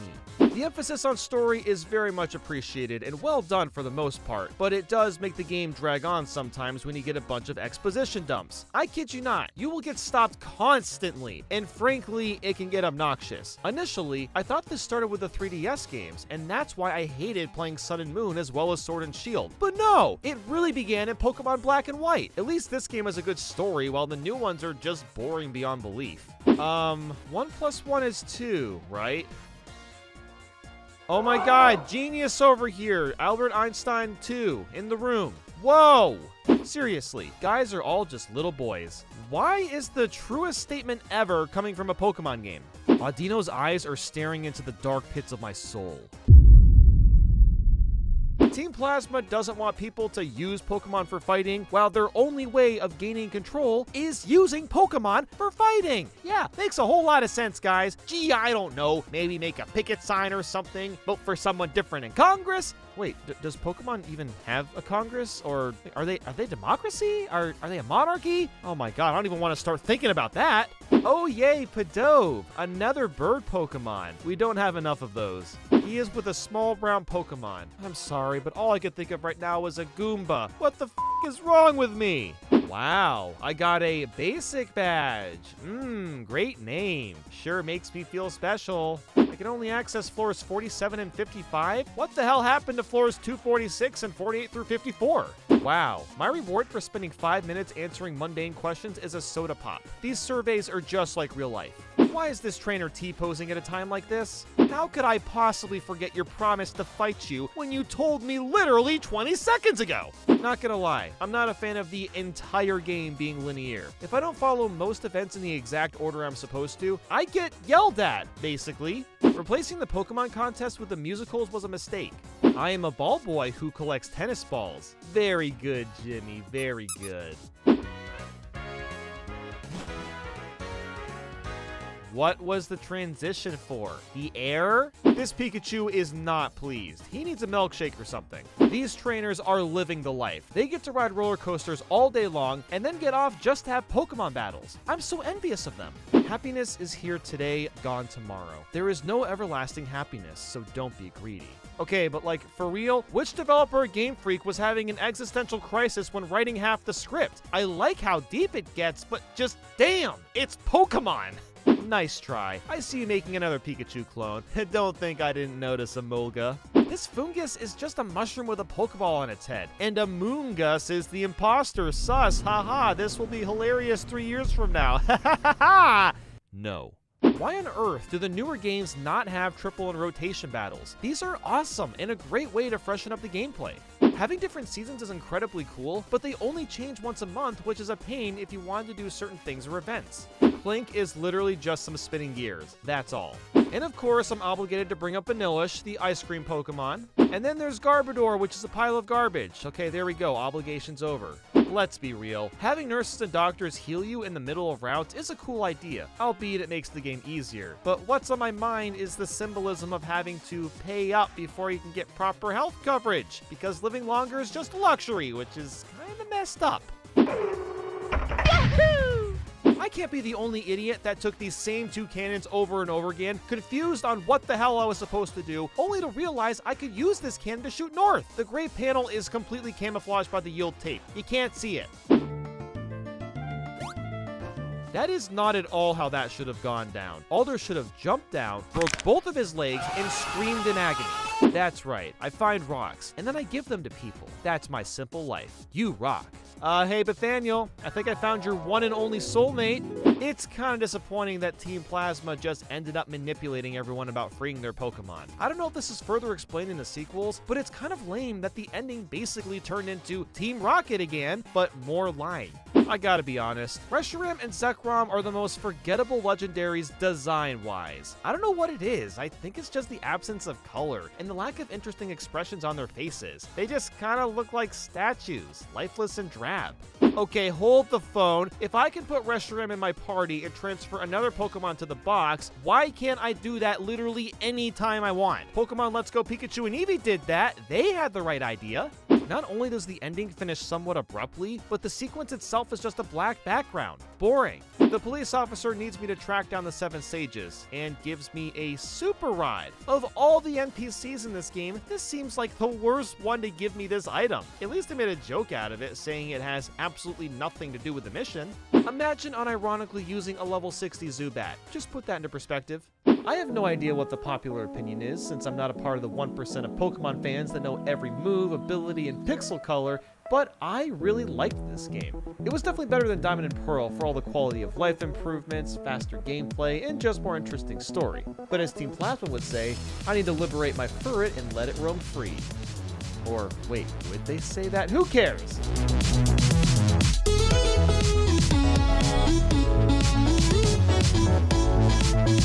So this won't be the typical intro because I wanted to do something a little more personal. Over 10 years ago, I released a video series on this channel called the Frustration Series. These videos are no longer on the channel anymore, but this is when I first started to get viewership and subscribers from the Super Monkey Ball 2 series in particular. If it wasn't for this game, I don't know if I'd be doing this YouTube thing right now. So the fact that Saga was kind enough to provide a code to me and basically make things come full circle after all this time is truly a blessing. So thank you to Saga, and thank you for watching after all this time. With that said, I'm not going easy on Banana Mania just because I got it for free. Also keep in mind that I'm playing this game on PC and I received the digital deluxe version, so that includes a few extra characters. I've also gotten this before any of the DLC is released and the inevitable patches. So with all of that said, let's get started. Warning! The following video is highly over-exaggerated. Most opinions shared aren't accurate to my thoughts and feelings. Monkey and Ball make my monkey brain very happy. I poo.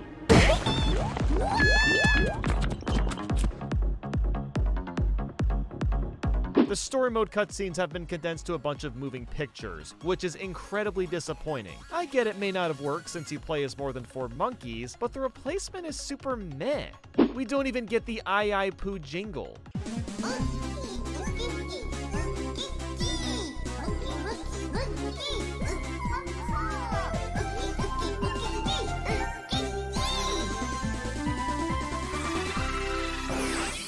The new music is pretty decent, but it's still not as good as the original tunes. But don't worry, you can pay extra for the classic soundtrack, because that's not lame at all. I know what you're all here for. How did the controls turn out? Don't worry, I have an answer for you.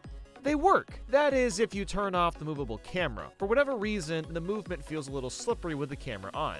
The controls aren't exactly the same, and for the easy and normal levels, that's perfectly fine. My issue is when you get to some of the expert and master levels. At first, I couldn't figure out what the problem was. I played this game for about 10 hours before I could really pinpoint the issue. And then it hit me. In the original games, turning sharp or around could be done on the dime with quick and subtle joystick flicks. Once you get used to it, the movement feels extremely fluid and satisfying. The visual feedback was perfect. With Banana Mania, you can't turn sharp or round as quickly because the camera doesn't keep up. The controls aren't sensitive enough. This concept can be perfectly explained with the Strata stage. To complete this one, you would typically flick the joystick backwards to flip the camera around and boom, you are good to go. In Banana Mania, it's impossible to do that. The camera doesn't face the correct direction until you start moving for a little bit. You can turn the camera sideways, but that feels incredibly awkward. I'm glad the jumping feature is optional, but it shouldn't be in the game at all considering it didn't exist before. Let me fail the stage 100 times without you offering help, Mr. Turn Helper function. I'm a big boy, I can do this myself. So the rolling sound effect has horrible audio feedback. It cycles way too slowly and not with your actual movement.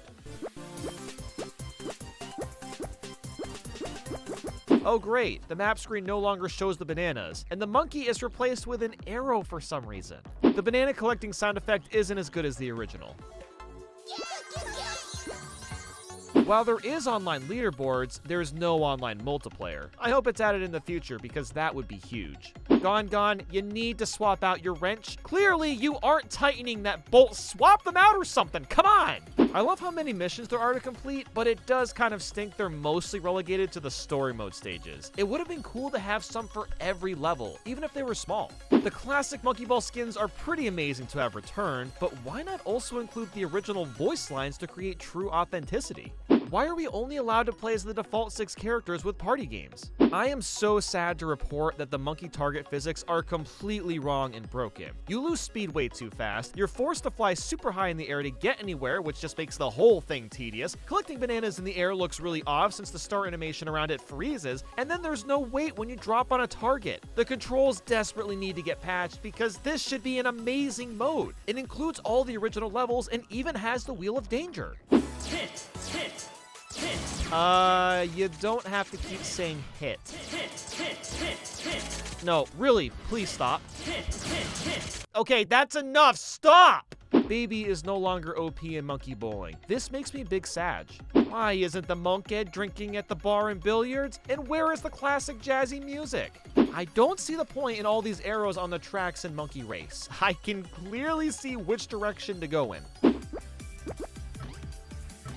Falling is f***ing weird in Monkey Race. Basically, your vertical speed increases a lot while your horizontal speed slows down. I think this is done on purpose to keep the gameplay more balanced, but it just feels weird. So you can't pull your monkey backwards in the air in Monkey Race specifically. Yeah, only Monkey Race for some reason. In survival mode, only 3 of the 5 stages crumble up. They made a handful of the hard levels much easier. There's a mode you can unlock to play them on their original difficulty, which is cool, but why not also have a difficulty swap? Bonus Wave isn't nearly as intense as before. Curve Bridge added arrows for some reason. Yeah, I can see a turn is coming. I don't need the arrows, thank you very much. Air hockey's pattern is not only different, but immensely slower, taking away all the challenge that used to be there. Catwalk no longer has that strange thing where you lock in place across the walk. Nothing against the new voice actor, since she did a phenomenal job with the enthusiasm with all the lines, but where is Brian Matt? This is classic Monkey Ball. It'd be great to be able to swap out the new and classic voice lines. They made the sun way less creepy and scary. I wanted a creepy HD sun Saga, come on. The Sega consoles as characters is hilarious, but I do wish they'd actually roll around in the ball, maybe make some sort of noises as well. Sonic and Tails don't talk, and neither does the other guest characters. If you're gonna allow jumping, at least change Sonic and Tails jump to the Sonic version instead of the default Monkey Ball one. Why not combine the practice modes into one menu for both games as well as the deluxe stages? If they went out of their way to include all the stages from Monkey Ball 1, 2, and even Deluxe, why isn't there some sort of ultimate mode where you play all of them in one massive marathon? They have that for Monkey Ball 1 and 2 separately, but not together with the deluxe stages. There's barely a difference between the normal and toy filter. What in the bananas happened to the Monkey Ball credits? They could have gone with Monkey Ball 1 or 2s. Instead, we get this generic boring one that you can't control. There's payable DLC characters, which is really disappointing when so much of the content is free and unlockable in-game. A lot of the custom clothes really give me Sonic Forces vibes, whereas some of the clothing is just boring and generic. Remember everyone goofing on that gamer hat back in the day? Well, Monkey Ball has its own version. Banana the Hat. The cat ears just don't look right. Once you buy everything, there's really no need for monkey points. It would have been cool if they could be used in some other ways. Good luck getting this last achievement in Monkey Ball 1 Master Mode. You're supposed to clear all the courses without the helper function and in under 50 lives. Stamina Master alone will make that a dilemma. I am so excited about this new Monkey Ball game that I bought a real-life hamster ball so I could become Ai in real life. But yeah, it's not pumped up. I need to go do that real quick. So while I'm pumping this up, let's get into why Monkey Ball Banana Mania is mind-blowing. In 3, 2, 1. Look at that monkey walk. He's so happy and proud to be back. Clicking on the button sounds really nice. The spruced up graphics are pretty solid and well done. While I'll always have a soft spot for the original game's menu, the UI in Banana Mania is really clean and well presented. The intro song is super catchy and anime-like.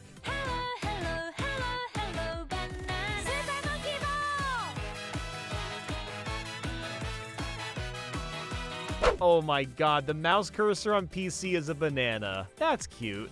One of the best things about the original Monkey Ball games is how fast the game would load. If you wanted to retry in story mode, it took less than a second. Thankfully, that's been carried over to the remake. It's not quite as fast, but still fast enough that it isn't obtrusive to practice hard levels. Pro gamer tip, turn off the camera controls. You'll thank me later.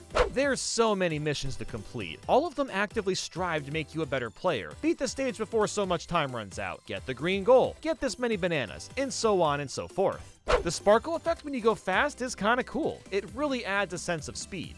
So the remix music is a bit of a hit and miss, but Dr. Bad Boon's theme absolutely slaps.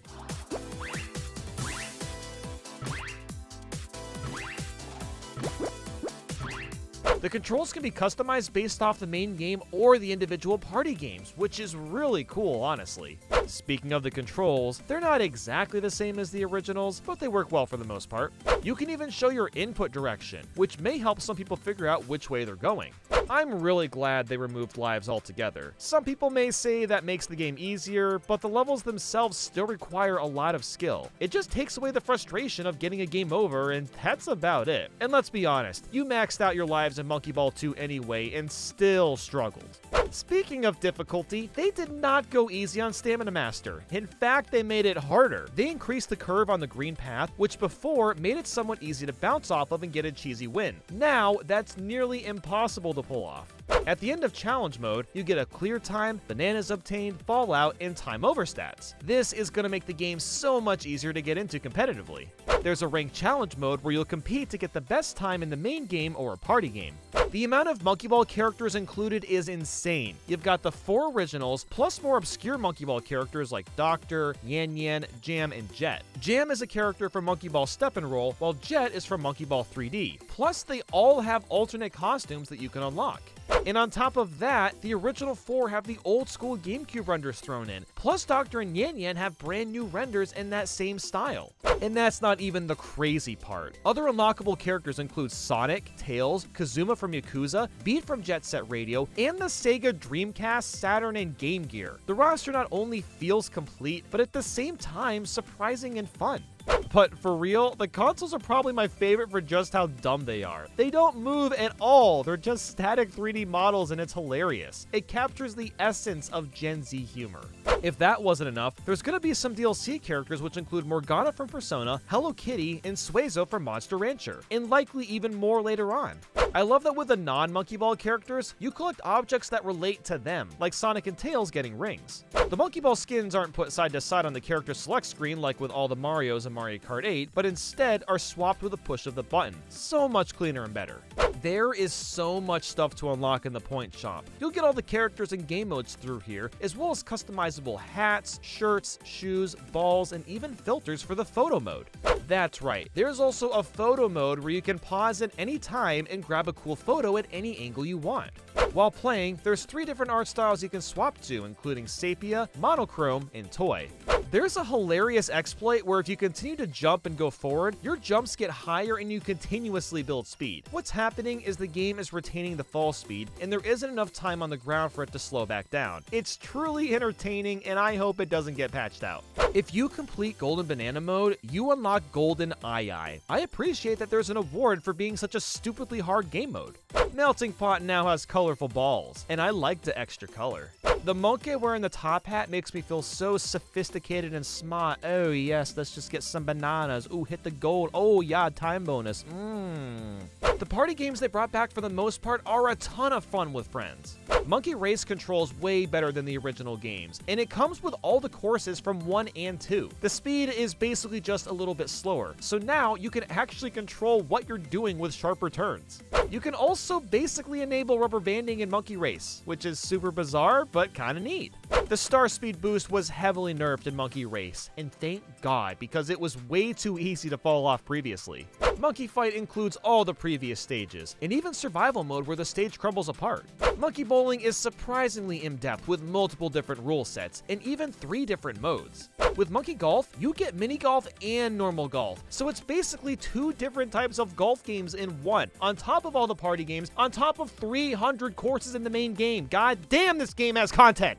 Thank God Exam C is 90 seconds long instead of 60. This stage is horrible as it is, so the extra time is greatly appreciated. Wow, that was really good timing, huh? Anyway, make sure to have a great day. Go eat a banana because they are yellow and they have potassium, and I would approve of you. I'm gonna go monkey, okay? Okay, here we go. Warning! The following video is over-exaggerated. Most opinions shared aren't accurate to my thoughts and feelings. Building this was basically a dream come true. Let's just be honest.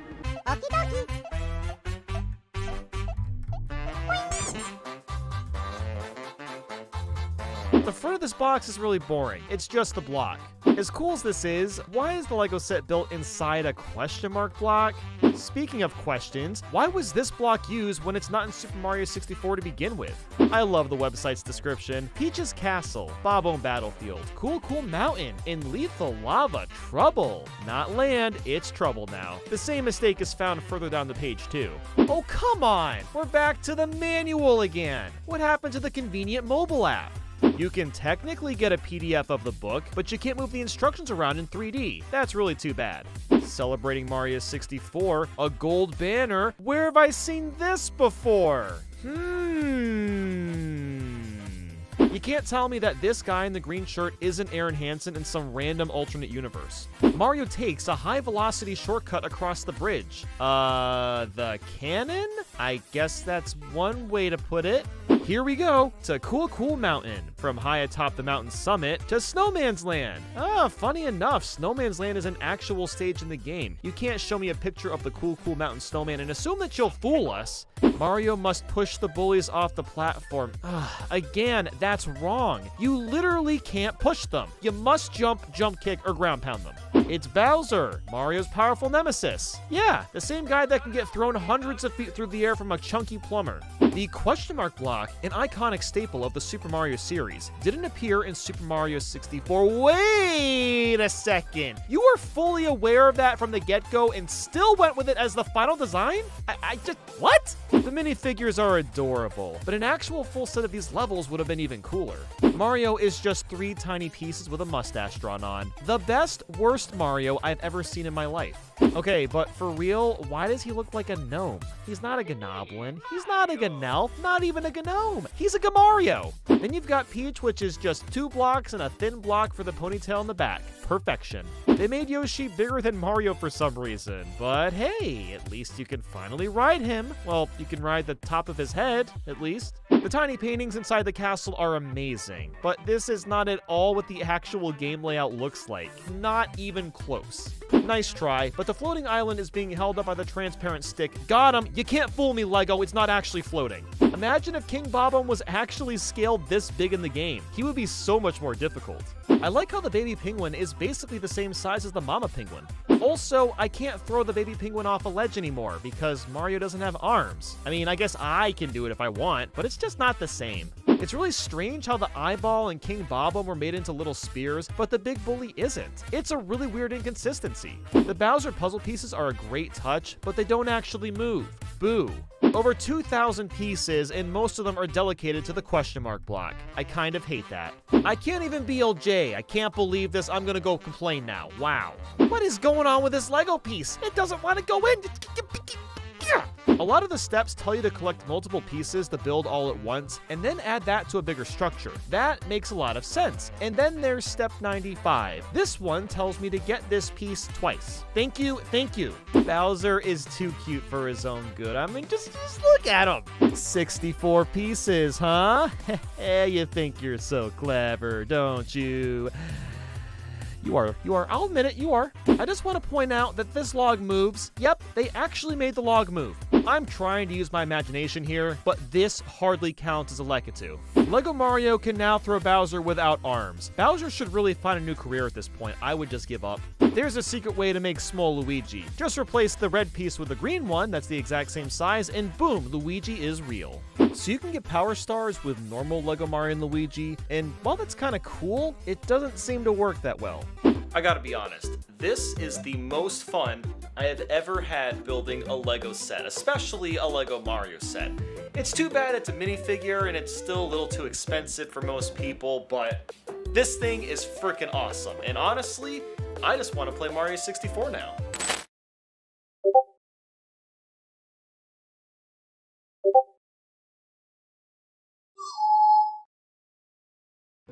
Oh, Nintendo. I don't have time to make a skit with Lego Mario and Lego Luigi, so what we're doing today is I'll be showcasing Lego Mario 64. Mario 64. Is that the name? I don't even know what we're gonna call it. But here's the mod. I've barely seen it. All I've seen is just this Mario. I love him. I mean, come on. How can you not love this? He's fantastic. And basically, this is a mini hack. It's only 5 stars. And the goal here is to just get all the stars. So I'm going to go ahead and check out everything. The only reference material he had was based off the website. So he really followed this like to a T. You know, he did a pretty damn good job making sure this is as accurate as possible. It's not perfect. Oh, bully fight. Okay. So I guess that's going to be one of the stars. All right, well, this ought to be pretty easy. I can't imagine this is going to take that long. So there you have it. There's the star. Very cool. I also love how he kept the peace sign. That's really funny. But anyway, okay, so I guess that's definitely the lava land. Let's see what else we have. So now we're going to go ahead and go into Bob-Omb Battlefield. It's so tiny. I do wish that the Chain Chomp was here. That would have been, you know, a nice little feature. But, you know, again, we wanted to try to stick with the Lego aesthetic. Wow, that actually works. Okay. Well, there you have it. Star number 2. Also, the entire question mark block is modeled, although I don't believe there's any use for it. I was kind of messing around with it earlier, and I didn't really see a good use. All right, let's go. You know, let's go and check out Cool Cool Mountain. This is basically just climbing up, like, the slide. I guess. I'm assuming the star is going to be up here. Yes. Okay. All right, well, that was pretty easy. So let's see what's next. I'm guessing it's going to have to be in Peach's Castle, right? That's probably where the star is going to be, because we've gotten one in every other area. Ooh, Peach! And they even made Peach exactly the same as well, with the super straight ponytail. Can I talk? Tell me I'm a pretty princess. You are a pretty princess, Peach. Yo, let's go. That's how we get the star. That's hilarious, dude. I love that so much. All right, awesome. So one more star. I have no idea where it's going to be. It is way back there. That is not an easy spot. I'm actually not sure I'm going to reach that. Let's try this. Is that going to work? That's going to work. There you have it. And that is the entire hack right there. That is Lego Mario 64, Mario 64. Warning! The following video is over-exaggerated. Most opinions shared aren't accurate to my thoughts and feelings. Look, pal, the Switch is the Switch one way or another. Capiche? This is the Switch Pro, fellas. All those rumors about getting a 4K Switch, and this is what we get. The box is now vertically packaged, because I guess that's cooler. Instead of 32 gigabytes of internal storage, now we get 64 gigabytes. Ooh, wow. Now I only need a slightly smaller microSD card to hold all my games. Nintendo, you're cracking me up with a standout feature being a dedicated LAN port. Glad you guys made it to the year 2006. Also, the LAN port isn't that special when a USB adapter will do the exact same thing. And you know what else? Nintendo's online is still garbage, so a LAN port is barely going to make a difference for most games. Why did the notch shrink for opening the game card slot? It's much harder to open for seemingly no reason. The 7-inch screen is a nice enough upgrade, but is it really that noticeable? Nah. In fact, you'll probably notice your games in handheld mode are even blurrier because of a drop in fidelity. The 720p screen resolution isn't increased at all. Like seriously, you couldn't have updated the screen resolution to at least 1080p? So lame. I appreciate this wider adjustable kickstand, but why on earth wasn't this included in the original Switch? Nice. I'm so glad the audio was enhanced. That was truly a new feature that the whole world was begging for. Can we talk about this name, by the way? Nintendo Switch OLED model? What about Switch XL or new Nintendo Switch? At least be consistent with your dumb names. The OLED screen is nice, but the PS Vita had one almost 10 years ago. It's not exciting enough technology to name your console based off the screen. OLED screens can also have burn-in issues, by the way, and I'm not saying that's gonna happen with the OLED Switch, but who knows? I've been playing handheld on the OLED for a while now, and I'm not gonna lie, I forgot it was even an OLED screen to begin with. Also, this is a very glossy screen, so expect it to pick up your crispy little fingerprints. If you wanted any meaningful hardware upgrades, then stop that crazy talk. Nintendo fans never get what they want but buy everything anyway. Ah, the life of a Nintendo fan. Not even the battery's been improved. I'm sure it'll be slightly better because of the OLED screen, but nothing beyond negligible. So why make the Joy-Cons and dock white, but make the Joy-Con grips and the Switch itself black still? Are you trying to copy that PS5 look? Like, what's going on here? And the Joy-Cons are exactly the same as the other ones, so you still have to worry about Joy-Con drift. Supposedly, in quotations, Nintendo has fixed the issue by adding foam strips underneath their joysticks, but why do I have to worry about that? They should have upgraded their Joy-Cons or something. The dock itself is still plastic on the inside, making it more likely to scratch your screen when inserting your Switch. Just some rubber or even cloth would have been a nice upgrade. Thanks, Nintendo, for finally adding Bluetooth audio to your console. Only 4 years late. But then, of course, this is Bluetooth audio only. There's no mic support, huh? And let's not forget that there's still no themes or folders or native voice chat. All features that should have been added ages ago. Oh, also, while we're at it, the Mario Switch still bothers me because they kept the kickstand black but made the whole console entirely red. That's gonna bug me until the end of time. Why would you do that? What the hell is this NES selection? Eliminator Boat Duel? Scat? The Immortal? Look, I know I'm cherry picking here, but why bother adding actually bad games to your service? But don't even get me started on the SNES library. Oh, thank God we've got Super Baseball Simulator and Magical Drop 2. Oh, wow. Oh, but who could forget Smash Tennis?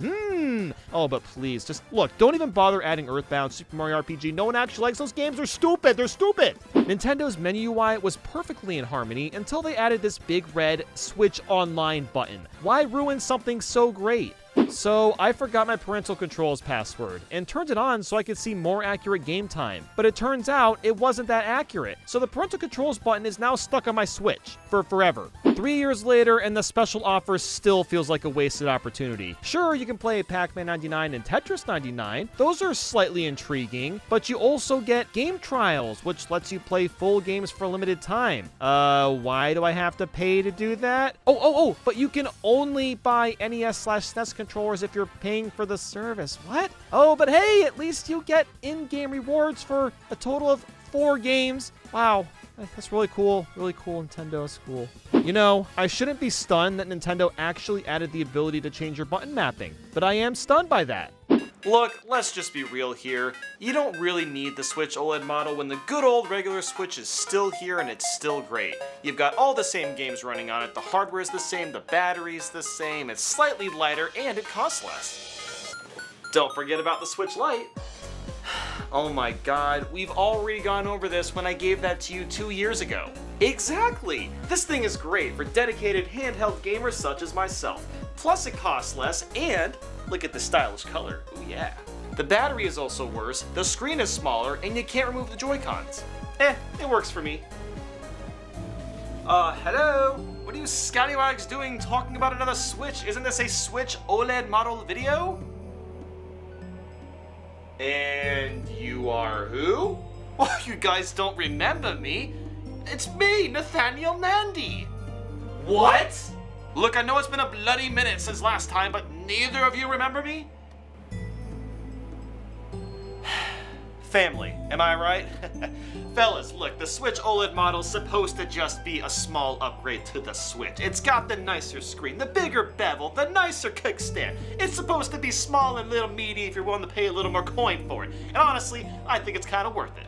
Anyway, I see you boys got a lot to think about. Maybe hit up the good old ancestry, alright? I'll catch you later. Ta-ta!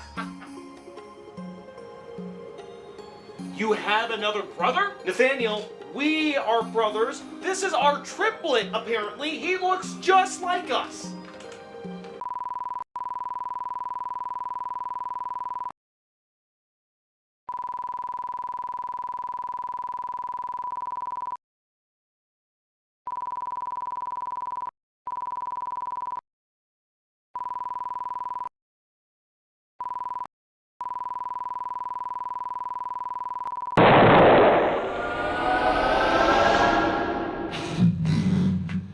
What is a Deltarune supposed to be? How about this? I got a better anagram. You should call it R-Nut Lead. Yeah, that one?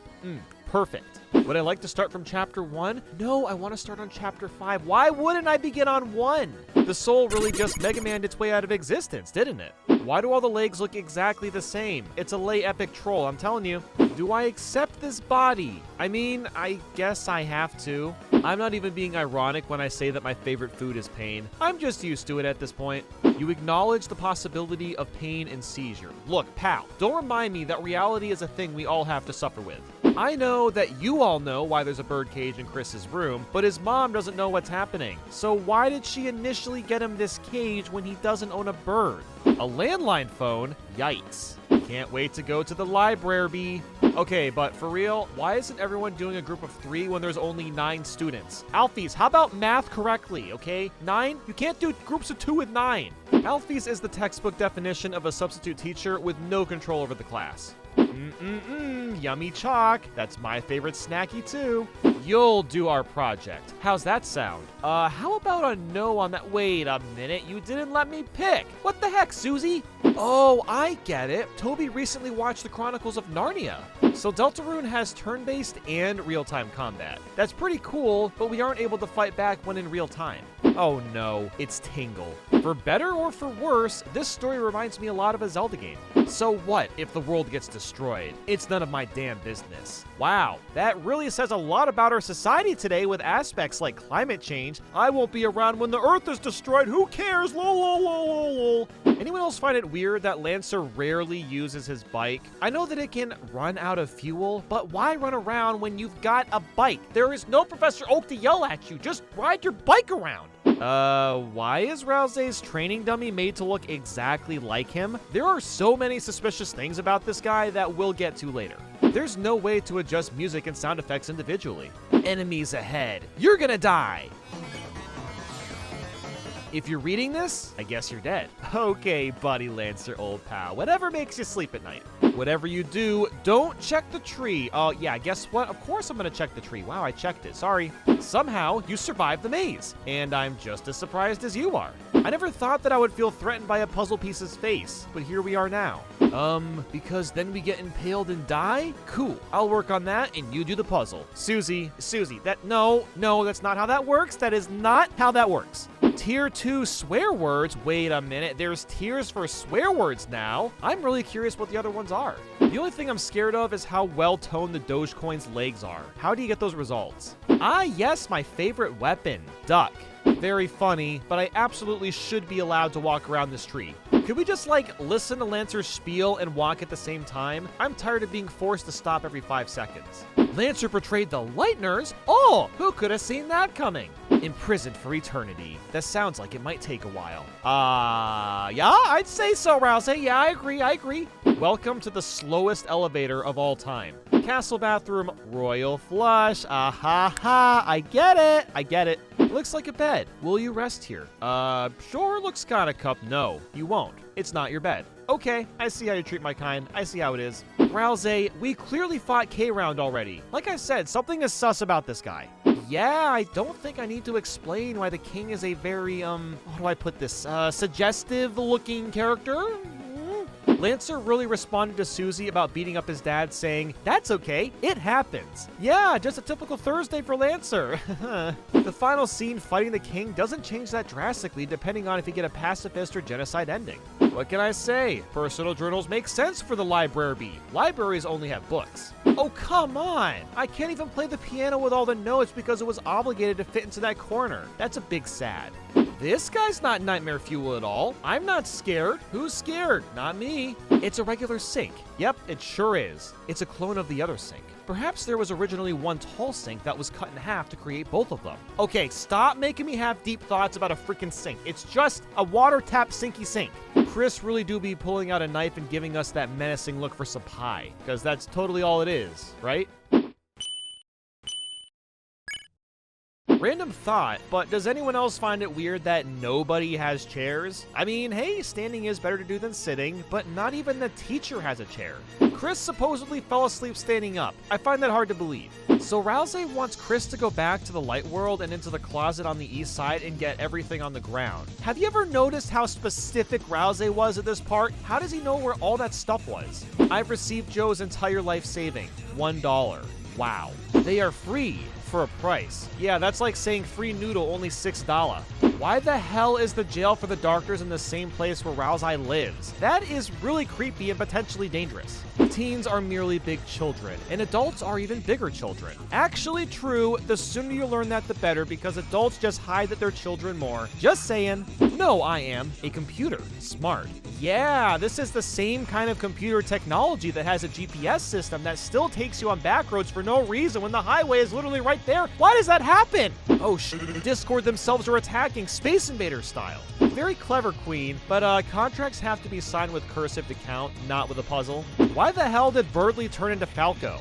What is it with the trash cans holding cash? Even in this fantasy world, nobody would actually do that. If Queen is actually a robot, Noelle shouldn't need to hold her up. There's no muscles inside that metal suit. Oh, come on, just knock over the cones. I don't want to go around for no reason. You can kick them, come on. You do not do crazy things like have opinions. Bro, imagine having your own opinion. Oh, high five for life. Woo! You aren't going to touch that cheese, are you? Noelle, I will gladly touch the cheese. Ooh, yeah, what a good little cheese. Hello. I never want to see cheese ever again. Immediately sees more cheese.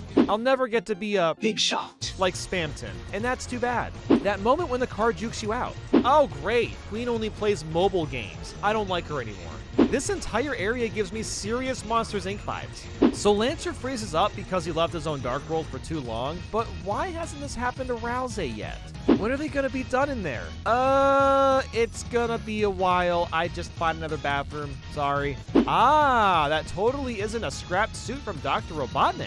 So Rousey says that Dark Fountains will create Titans, and that will cause a lot of devastation. First off, how is Rousey the only person to know this happened? And second, why hasn't this happened already? We don't know how long these Dark Fountains have been here. Maybe they've been around for hundreds of thousands of years and nothing happened. Oh no, not again. Damn, Chris managed to climb back up the window. I gotta admit, I'm impressed from that.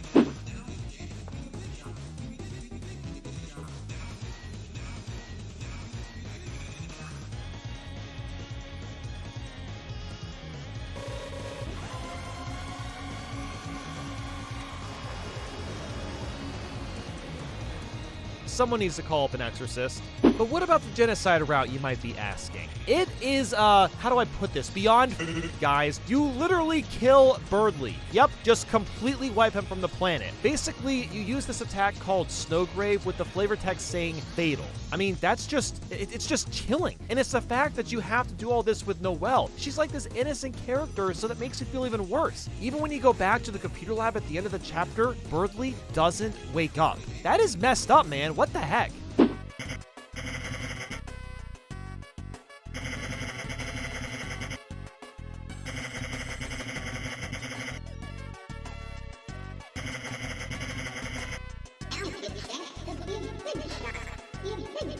Warning! The following video is over-exaggerated. Most opinions shared aren't accurate to my thoughts and feelings. So don't you dare pick me for chance time. I would be moderately upset, man.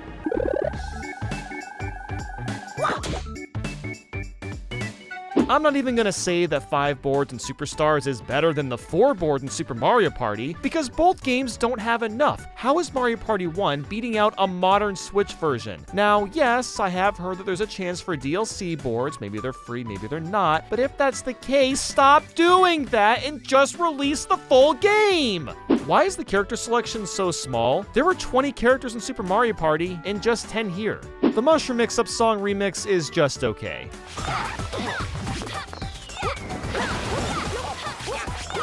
I can't do 50 turns like the old days and play for 3 hours straight. How inconvenient.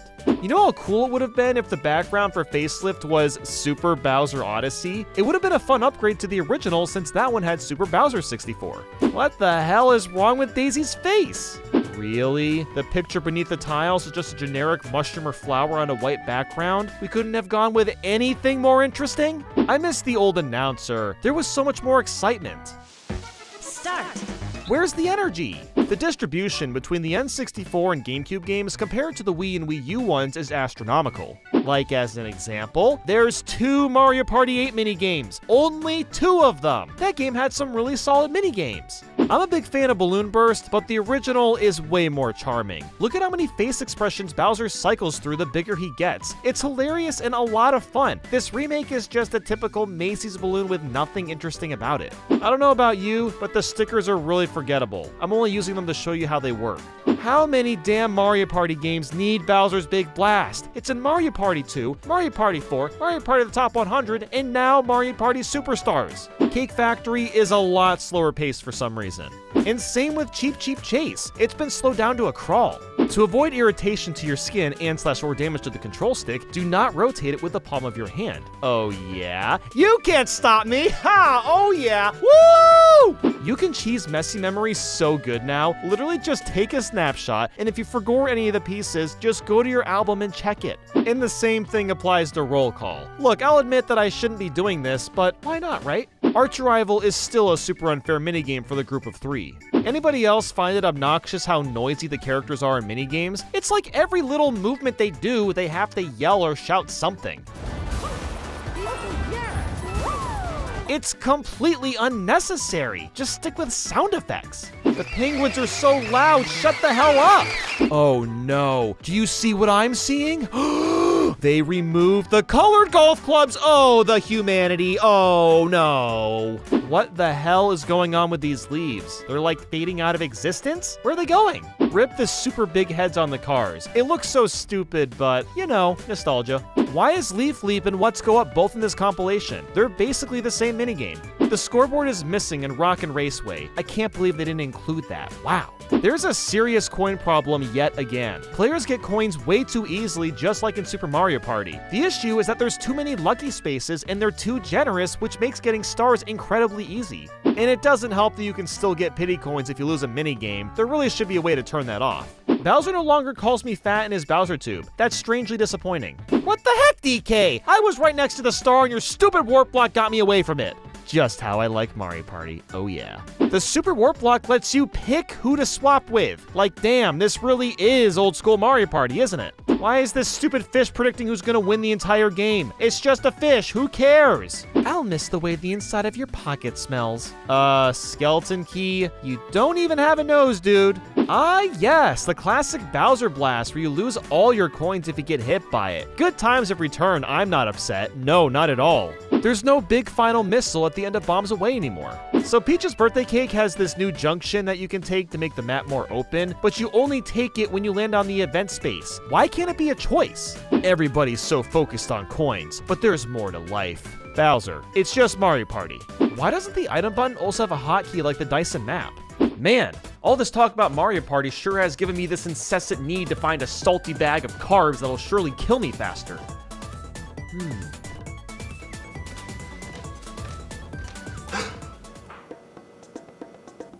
Ooh, carbs, come to Papa. Salt! What's all this ruckus? You got crisps! Hey, I spotted them first. They're mine. Well, I'm closest to them. Well, I traveled miles and miles for this moment, so I think I deserve them. Nathaniel Nandy, with all due respect, I live outside and my boulders get hungry sometimes, you know? Okay, look, great idea here. Let's just share the bag, No, no, no, no, no, no, no, no, no, no, no, no, no, no, no, no, no, and also, by the way, no. Well, that wouldn't be well themed, of course. Let's just fancy up a Mario Party minigame instead, you know? Right now?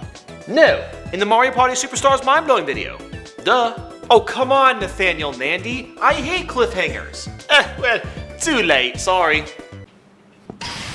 Warning, the following video is over-exaggerated. Most opinions shared aren't accurate to my thoughts and feelings. I don't think the word brilliant makes Diamond better, but whatever suits you, I guess. I can't even walk across my bed like in the original game. I can't believe this. These graphics are really cute. Those that think this looks like a mobile game can shut the hell up, because obviously my opinion is correct. Duh. I love how drastically different my avatar looks in the overworld, and then compared to the battle. Might as well be two different people. Chimchar's tail is irrationally annoying me. There's no shadow or depth, while the rest of his model looks fine. I'm a goddamn gazelle with these running shoes. It's almost too fast, if I'm being honest. Oh yeah. Oh yeah. For some reason, I can't jump over this ledge at an angle. I have to be perfectly straight, which is kind of stupid.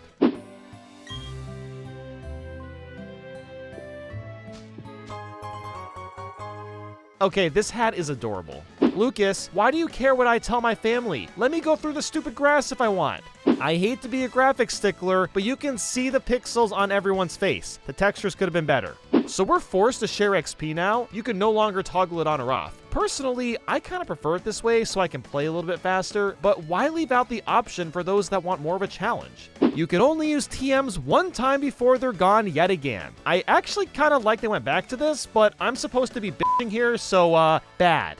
Does a Pokemon grow by defeating others and gaining experience points? Oh, I don't know, clown guy. Is the sky blue? So when the game was leaked 2 weeks ahead of time, there was no intro or opening movie. Well, they've added it in, and the game was getting crap for it at that time. Maybe you shouldn't judge a game before it comes out?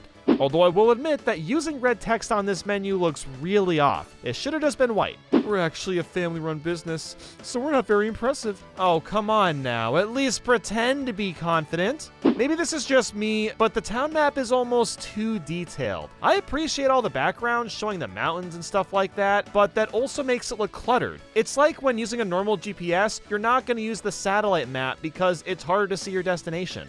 What is the point of getting a Pokeball off the ground when I'm given 20 of these damn things beforehand? Honestly, just make Pokeballs infinite if you're gonna do that. I guess if you don't have a single gym badge, you're a total nobody. Well, geez, that's harsh. Not everybody in the world wants to be a trainer. I was really confused why the text kept saying TMs and not just TM until I realized we're given 3 TMs from 1 gym leader. It's like they didn't know if they wanted TMs to be limited or not, so they tried to give us both options, kind of? Why are we getting multiple? I don't understand. You named your Psyduck yellow because of the color? Oh my god, that's ingenious! Oh, thank you for the idea. My Geodude is now called Brown. What did you get thrown into the air, Chimchar? Wait, you were in the mines because you were stuck? Wait, did you just feel like breaking boulders? Why are you even here? I'm so confused.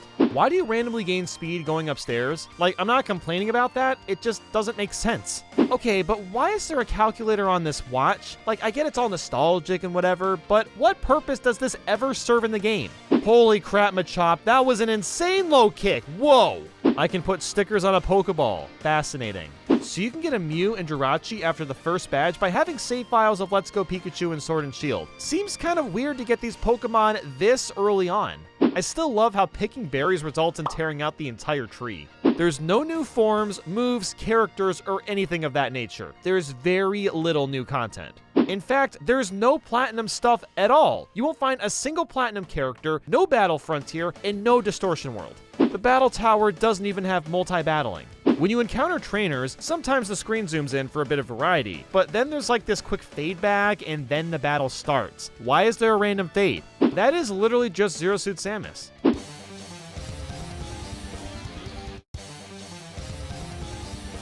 The song still resets when approaching 2 trainers. This could have easily been fixed. Look how much room. How can I go through this gap when there's so much room? If the underground caves let you see wild Pokemon, why can't the rest of the game be like that? Now that I've seen Cynthia, I finally realized that these characters look like Bratz dolls. Yeah, there's gonna be Rule 34 for all of Eternicity's gym trainers. It's just gonna happen, get ready for it. I still don't care about the contests. Why is Onix so small? Like, I kinda get that they want things to be well proportioned, but this wasn't a problem in Let's Go Pikachu / Eevee. Why is it an issue now?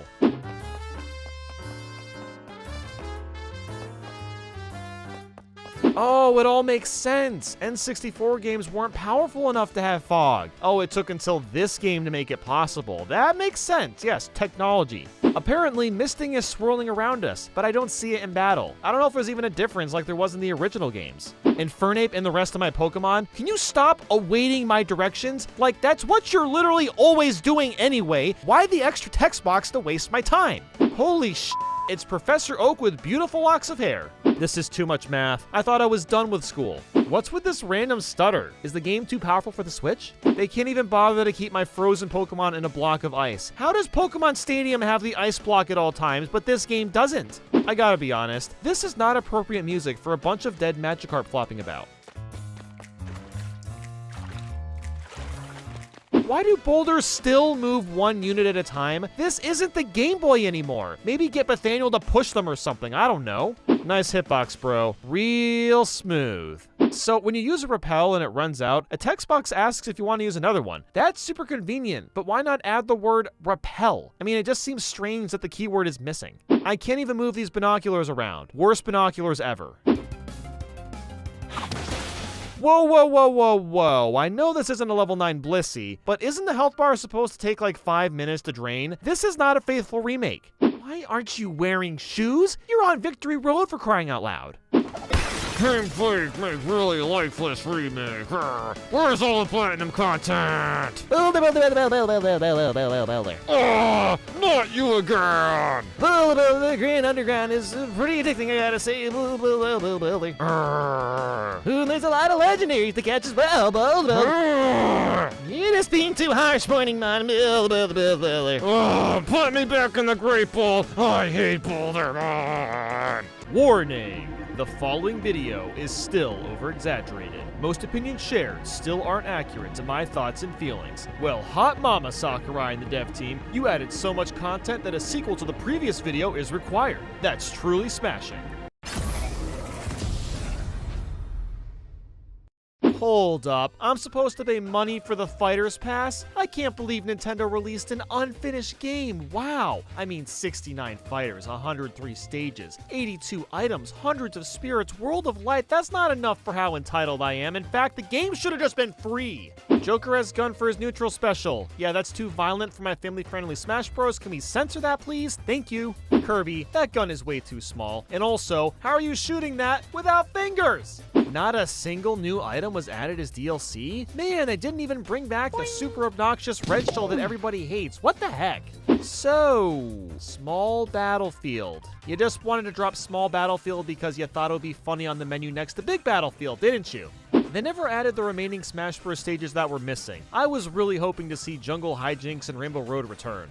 Tails and Knuckles are Mii costumes instead of actual characters. That's too bad. The Knuckles costume is kinda creepy as well. I'm glad they added a stage builder, and it's the best one yet. The only thing that it desperately needed were some target and board the platform pieces. That way, we would be able to create our own break the target and board the platform stages and share them online. Imagine how amazing it would have been to be able to pick from hundreds of thousands of target tests and board the platform stages. Also, there's not enough stage hazards. There's only 8 things to pick from. So who here's actually used the video editor?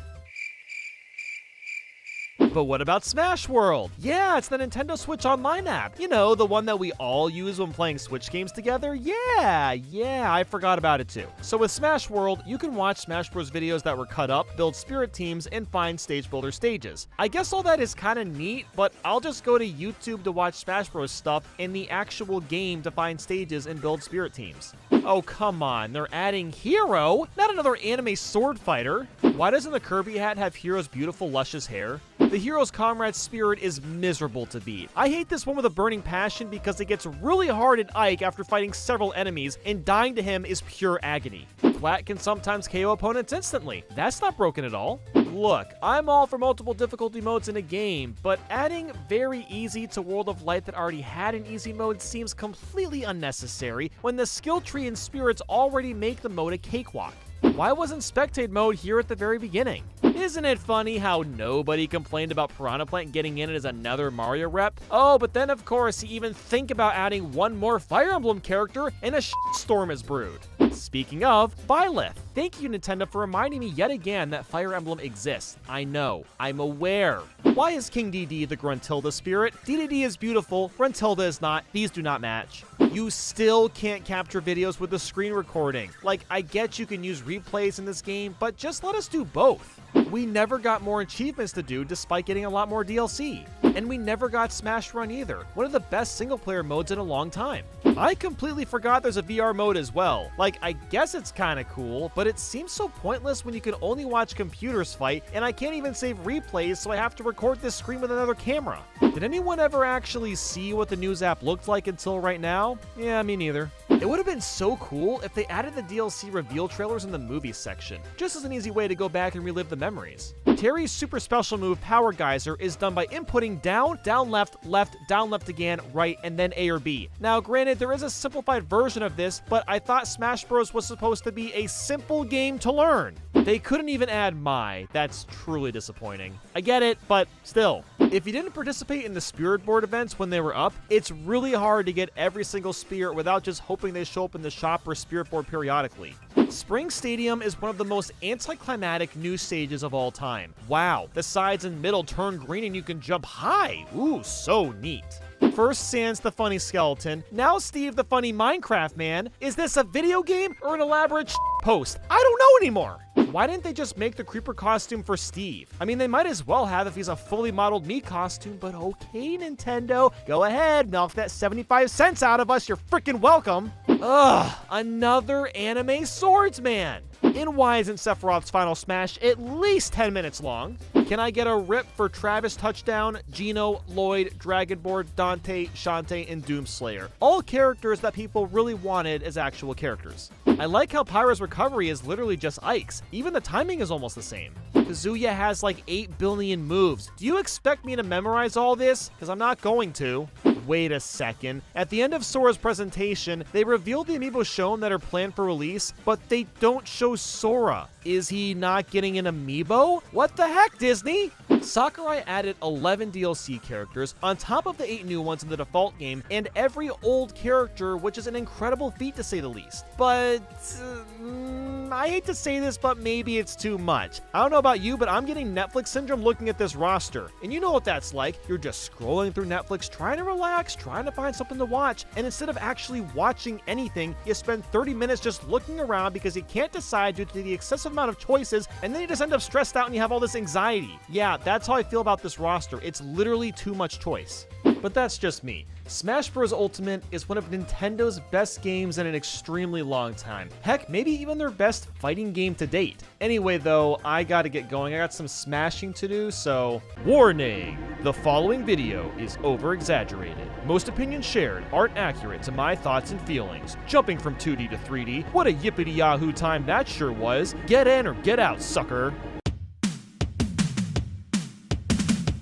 Let's just get it out of the way. Controller bad. This is where you like the video and subscribe because I'm just that relatable. And yes, this 3-prong setup is a little weird, but it's not really that bad because every game has used 2 of the 3 sides, but why have the controller molded this way to begin with? The joystick actually is pretty bad. It breaks really easily, slips out of your thumb due to a lack of a good grip, and is overall just garbage. I get it's one of the first 3D consoles, but it's aged horribly. There is technically the HoriPad, which fixes most of the original controller issues, but it only came out in Japan, so it's pretty spendy. It's definitely better than the N64 Power Glove, and yes, this is a real controller. Also yes, it's somehow worse than the NES's Power Glove. If you want to play Donkey Kong 64 or Majora's Mask, you have to have the expansion pack. Add-ons are dumb. Even stranger is Donkey Kong 64 doesn't really need the expansion pack. There was a weird bug that could only be fixed by the pack, so it's required for that reason alone. What's up with the cartridges not having end labels? Like, why did I have to go on Etsy to buy custom ones for all my games? I like the idea of the Rumble Pack, but this is another thing that's aged horribly. The shaking is way too strong and is just kind of annoying. I never use mine.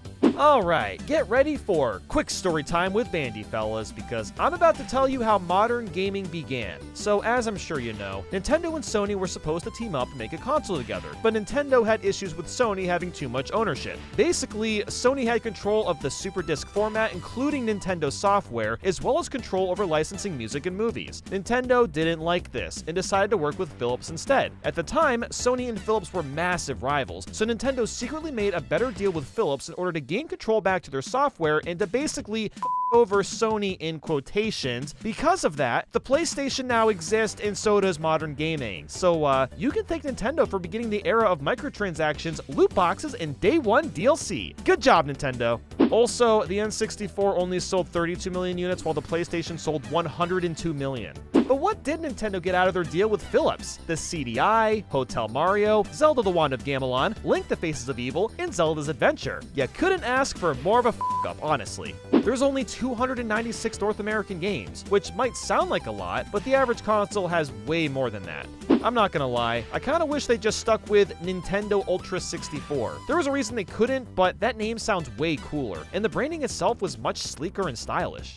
While I like the aesthetic of cartridges and the faster load times, CDs were the way to go because they could hold way more data, they costed less to produce, and were able to create a higher quality image. Because of that, Nintendo had very little third-party support, which meant a lot of the big games at the time wouldn't work on the N64. And because the N64 launch was delayed by a couple years, the PlayStation had all the time in the world to develop a fan base, which made it way more likely for third parties to make games with them. Nintendo had a lot of software droughts, which affected its overall sales. Where have I heard this before? Oh, let me think. Let's see, the Wii, the Wii U, the Switch. Guess how many launch games this console had? 2 of them! I hope you like Mario, because there was literally nothing else to play. That's probably why the N64 never came with a pack-in game, because there were only 2 games available anyway. The N64 microphone is absolute trash. It just doesn't work. I mean, maybe it did when it first launched, but nowadays, don't even bother with it. I really miss the days when Nintendo released translucent colored consoles. That's one thing about the N64 that we'll probably never see again, because everything has to be simple and clean nowadays. There's no time for fun. Fun not allowed. Super Mario 64, Dr. Mario 64, Mario Kart 64, Excite Bike 64, Mega Man 64, Maya Ham Soccer 64, Ogre Battle 64, Kirby 64, StarCraft 64, Bomberman 64, Ridge Racer 64, Asteroids Hyper 64, Carmageddon 64, Nuclear Strike 64, Donkey Kong 64, Namco Museum 64, Destruction Derby 64, Road Rash 64, Bass Hunter 64, Monster Truck Madness 64, Shadowgate 64, Micro Machines 64, Virtual Pool 64, Golden Nugget 64, Wipeout 64, GT 64, Gex 64, Virtual Chess 64, Quest 64, Forsaken 64, Fighting Force 64, Robotron 64, Duke Nukem 64, Madden Football 64, F1 Pole Position 64, International Superstar Soccer 64, Star Fox 64, Doom 64, FIFA Soccer 64, Wave Race 64, Pilot Wing 64, Harvest Moon 64. Holy shit, I think these games are for the Nintendo 64. Oh my god! By the way, Mega Man 64 is just Mega Man Legends. Why did they change the name and make everyone really confused? I remember watching the Mario 64 Got Melt commercial when I was a kid. That makes me feel old as hell. Thanks a lot, reality. Get in or get out is a slogan lost in time. It's trying to be aggressive like the Sega Genesis was, but nobody cared. Like, I didn't even know this was the slogan until I was much older. Mario gets arrested in the Mario Party commercial. I knew he was a troublemaker all along. I just figured out why Mario is a chonky boy, and that's because he had a collaboration with Taco Bell. It's all adding up. Let's watch the first 15 seconds of this commercial. It's all in the head movement. To the body. Wait there! The process. Guide with your arm. Not bad. Okay, good. You saw it. You're really confused. Now what I need you to do is take a wild guess at what this game is promoting. I'll give you a second. Ponder your choice. Think about it. All right. If you guessed Yoshi's Story, then you would be correct. Congratulations. And we haven't even gotten started on the 64 disc drive. This was Nintendo's answer to adding more storage to their games. And it never released outside of Japan, so that's how well that one went. It's also kind of ironic going from cartridges to using what's essentially a floppy disk, considering storage technology at its most primitive form is a floppy disk. What's worse, the games themselves only held 64 megabytes of storage, while the PlayStation discs were holding over 600 megabytes. Why did they even bother when the upgrade is so minimal? There's only 10 games for the system, and RANDnet doesn't work at all anymore. So you know what we gotta do? Play them all, because I will never have a reason to play these again ever in my entire life. Mario Artist Paint Studio, Mario Artist Communication Kit, Mario Artist Polygon Studio, Mario Artist Town Studio. Why are there 4 of these games? So Paint Studio's menu screen has transitioned to still images of flowers, Venusaur, and Squirtle. What in the hell am I getting myself into? The marker tweaking is actually ear-grating. I like how the smooth effect is literally just adding gauge and blur. I use this all the time, I know what it looks like. I know how to make this picture funnier. Just add the zigzag effect. Comedy 100, I did it, Gen Z. Okay, but honestly, these special effects remind me of all the goofy crap that used to be in Windows Movie Maker back in the early 2000s. It's strangely nostalgic, and I'm only just realizing how awful it was. You can only use undo one time. That's pretty lame. Why would anyone want a virtual coloring book back in the day when an actual coloring book would have been way more satisfying and fun? So you can add random pictures of Mario 64 renders. While I'm secretly geeking out inside, this is extremely pointless. Nintendo, that's not a spiny shell, that's a green shell. And this is not a spiky shell, it's a blue or spiny shell. Now, I should mention I'm playing an English translated version, so that could just be wrong and it's correct in the original Japanese version. As far as I can tell, you can't resize any of these images. You can flip and rotate them, but scaling up and down, oh, that's too hard. Oh my god, I have never seen this Mario Kart 64 render before. Why is this the most bizarre and mind-boggling game I've ever played? Holy sh**. An N64 Fire Flower render, and it looks terrible. Thank God no one's seen this before.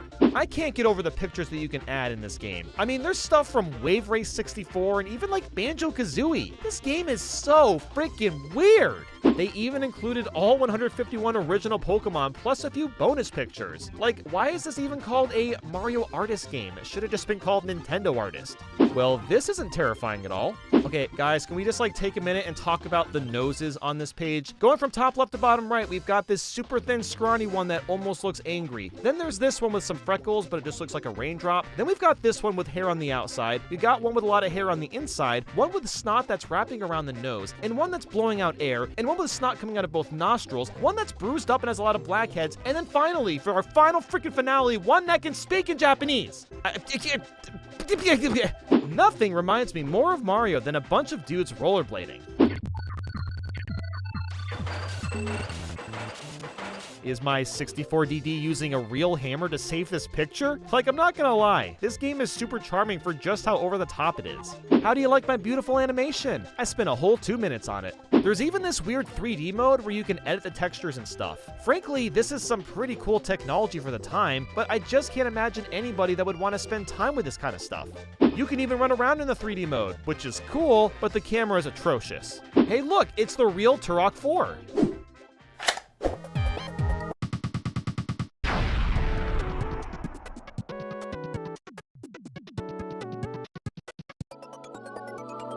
Yes, I get it now. That makes sense. So I think the point of Mario Artist Polygon Studio is to learn how to edit 3D models. It's an interesting idea, but it's just so clunky to navigate. This is legitimately nightmare fuel.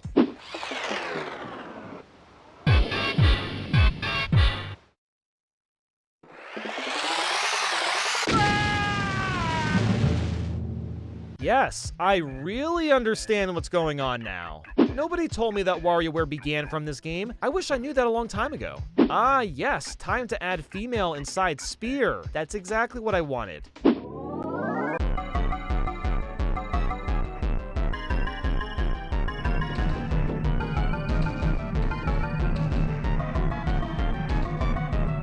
What the f?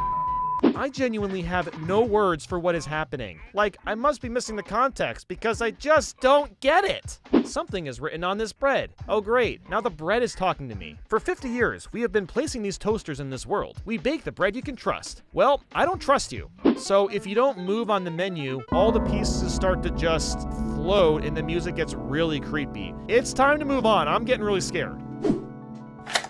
Ah, so this is where Mii's originated, for better or for worse. I have to say, Town Studio isn't nearly as weird as the other two, but this still has absolutely nothing to do with Mario. You can wear a mask, how appropriate. What are you even waiting for? I promise, there's no toilet behind the door, I'm telling you. There's also this weird movie studio section, where you can very heavily edit all the scenes, the characters in them, the lighting. I mean, it's shockingly in-depth for what it is. This is such a weird piece of history that clearly had a lot of effort put into it, but again, nobody knows this exists. So Mario Artist Communication Studio doesn't really work because I don't have it translated in English, and it wasn't really a game anyway. It allowed players to connect to the RANDnet service and upload the things they made. So it's an interesting piece of software that's completely useless now. Speaking of RANDnet, this disc can't be used anymore either. You would use a modem, mouse, and keyboard and could access the internet with it. This is just the Roblox guy, but very big. So basically, I'm playing as a god and I'm supposed to help these villagers, but man is it slow and boring. It takes forever to get anywhere, and all you do is pick up stuff and throw it. The full name of this game is Doshin the Giant Liberation Front Chibico Chico Collection. Rolls right off the tongue. This game is obnoxious to play because you have to swap the disc with the first game since building monuments is required to make progress in this game. Who thought this was a good idea? I'm gonna say it, this game is worse than Superman 64 and I'm glad I can't read Japanese to fully experience it. The Zaemon DD. Every failed console has to have a space shooter because it's just a requirement. This game is honestly not that bad, it's just weird that it had to be played on the 64 disk drive. It looks like it would have worked on the regular N64. This is SimCity 64. It's a typical Sims game, but I can't read any of it. And that's too bad because it actually looks kind of fun and I'm vibing with the overworld music too. Maybe someday there'll be an English version to try it. This intro sounds like the credits for a Christmas Hallmark film.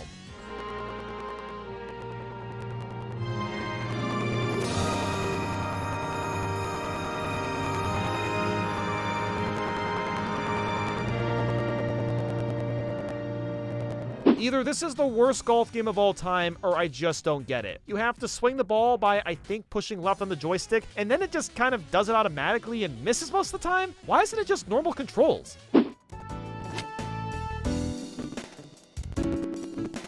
A new record long shot. Thank you for celebrating 2 feet, I guess. How did F-Zero get a track editor before Mario Kart did? Wait a minute. The extra tracks are kind of cool, but it's nothing special or really worth playing. What? You thought you were getting out of this video without Mario 64? Well, the 1996 Space World demo got out, so of course I'm gonna play it. The castle music sounds a little different.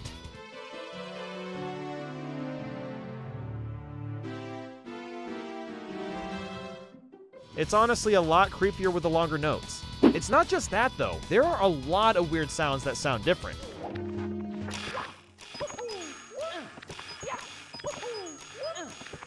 Apparently, this is what the PAL version of Mario 64 sounded like, but it's hard to say. So according to a wiki page I read, when you enter the Wiggler fight, it supposedly crashes the game. But I have a special version that's been converted to be played on an actual N64, so I guess that fixed the glitch? Whew, that was a lot more N64 than I was expecting to play. Now, this console, definitely a little weird looking at it nowadays, but it's still one of my favorites. There's a reason I have almost all the games, and that's because the few games that are good are really, really good games and still hold up today. Now, if you'll excuse me, I need to get RANDnet working on here. I'm gonna hack into it. I'm a hacker man. Thanks for watching. We're trying something a little bit different today. Recently, we uploaded the very first sequel for Triggered and Mind-Blowing for Super Smash Bros. Ultimate. We did that because the game has had so many substantial updates and DLC that it honestly felt necessary. So today, we're gonna do the exact same thing, but for all the other Switch games I've made videos on that have had DLC or free content. So with that, let's go. Warning! The following video is over-exaggerated. Most opinions shared aren't accurate to my thoughts and feelings. Nintendo, I can't believe you've convinced me to play Mario Tennis Aces again. How did you do that? The new filters are super cool, but I wish we could actually play the game with them. So instead of a new DLC kingdom, we got Luigi's Balloon World. Mario's most popular 3D Mario only got some tiny side content.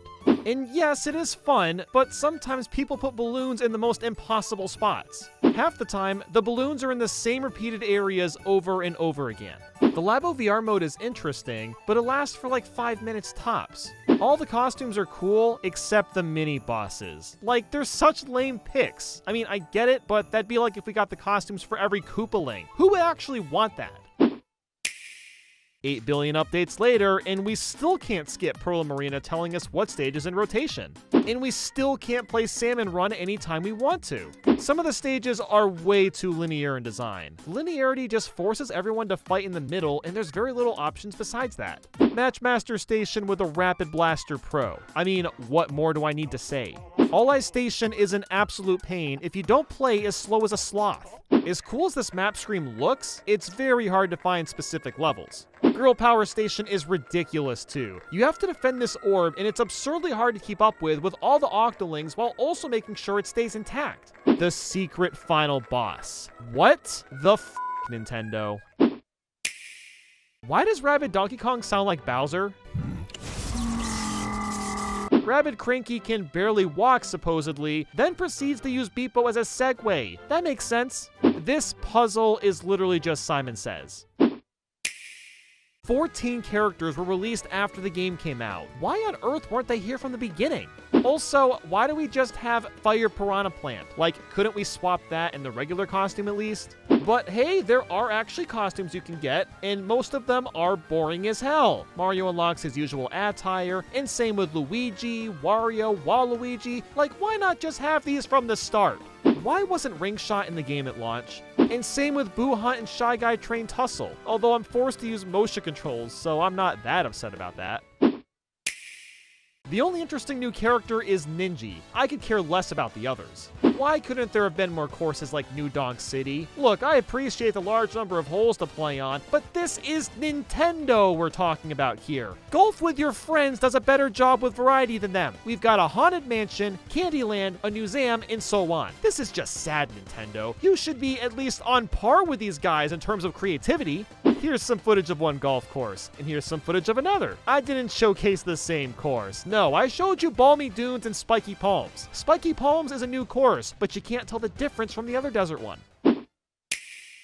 We never got a new game style. And no, the Super Mario Bros. 2 mushroom doesn't count. Look, I got nothing bad to say here. All the updates were fantastic additions. All I really wish was that the Mario 3D World style was interconnected with the original 4 styles better. They really had to patch in the ability to swap the camera controls. Also, Mario 64's audio still lags, and it'll likely never get fixed. I love how GameCube support was also added later on. How such basic functions weren't implemented from the get-go absolutely baffles me. So instead of some new courses for Nintendo's most popular Switch game, we can play the game with some cardboard. Boy, does that make me so happy and joyful. Of all the Nintendo games to have free DLC, why does this one cost money? It's just Captain Toad. They didn't even bring back the Wii U exclusive stages. This is basically our Mario Kart 8 Deluxe DLC. Yippee. Oh no, the Boo flips your screen. Why didn't Scare Scraper get DLC? That was the superior multiplayer mode. The new Scream Park minigames are fine, but it stinks you can't play them online. When did I start playing Kirby Air Ride's Top Ride? Ah, so the DLC is essentially all free roaming. Why couldn't the whole game be like this? I don't think this is supposed to happen. 150 Diglett? What is this, Korok seeds? Do we really need something like XP Charm when XP Share already exists? I can't believe Mustard is using the Joy-Cons when a Pro Controller is the better option. John, can we replay that Slowpoke animation? Oh my god, it's so awful that it's actually just the best. Okay, I love that I can pick between Bulbasaur and Squirtle, but why not also Charmander? I'm guessing he's available in Pokemon Sword, but that's still kinda lame. I hate Avery. What an entitled asshole. Wow, we have to pay money to have Pokemon walk around with us, and it only works in the DLC. And the Pokemon behind you are so slow. It doesn't even feel like they're nearby. Cubfu evolves by looking at a scroll? What kind of sense does that make? That'd be like if I looked at a box of raisins and then I just turned into the raisins. You made me spend 100 watts to see a Staryu. A Staryu! If Peony wants to adventure with me so badly, why does he run off without me in a place that I've never been to before? You know, Sonia, maybe if you were dressed appropriately, you wouldn't be so cold. If a graphic designer saw how this text looked, they would freak out. Yeah, I'm talking about you, Jacob. It's really amazing how they brought back so many characters like Adeline, Dark Meta Knight, Marks, and many more, but all this stuff came out so late. It's yet another Nintendo game where it doesn't make sense to delay the content by several months. It's great that you added online play years after people stopped playing this game, but what about new boards like we actually wanted? It's really sad how much ARMS fell off. The theme song still slaps. Springtron, huh? How creative. How about Ribbontron next? Whoa, wow, that one's crazy. I'm sorry, but Lollipop is really creepy. For real, just play new Pokémon Snap. They gave us free updates for crying out loud. That's about it for all the games I've covered over the past 4 years. But 2022 is coming, and honestly, I think it's going to be a big year for Nintendo fans. But with that, thank you all so much for watching, and I'll see you next year. Warning! The following video is over-exaggerated. Most opinions shared aren't accurate to my true thoughts and feelings. Bowser has a tummy ache and hears Italian voices. It's probably not a tapeworm this time.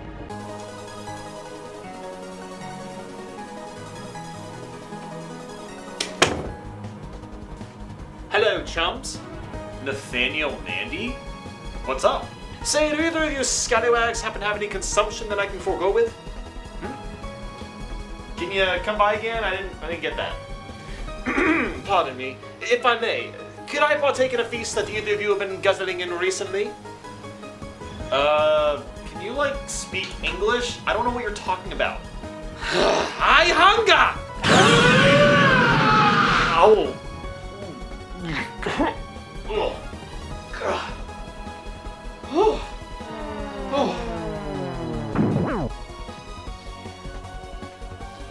You naughty little scamp? Scamp means being mischievous in a likable or amusing way, but this Toad straight up skips school. That is unacceptable parenting, bad, bad, bad.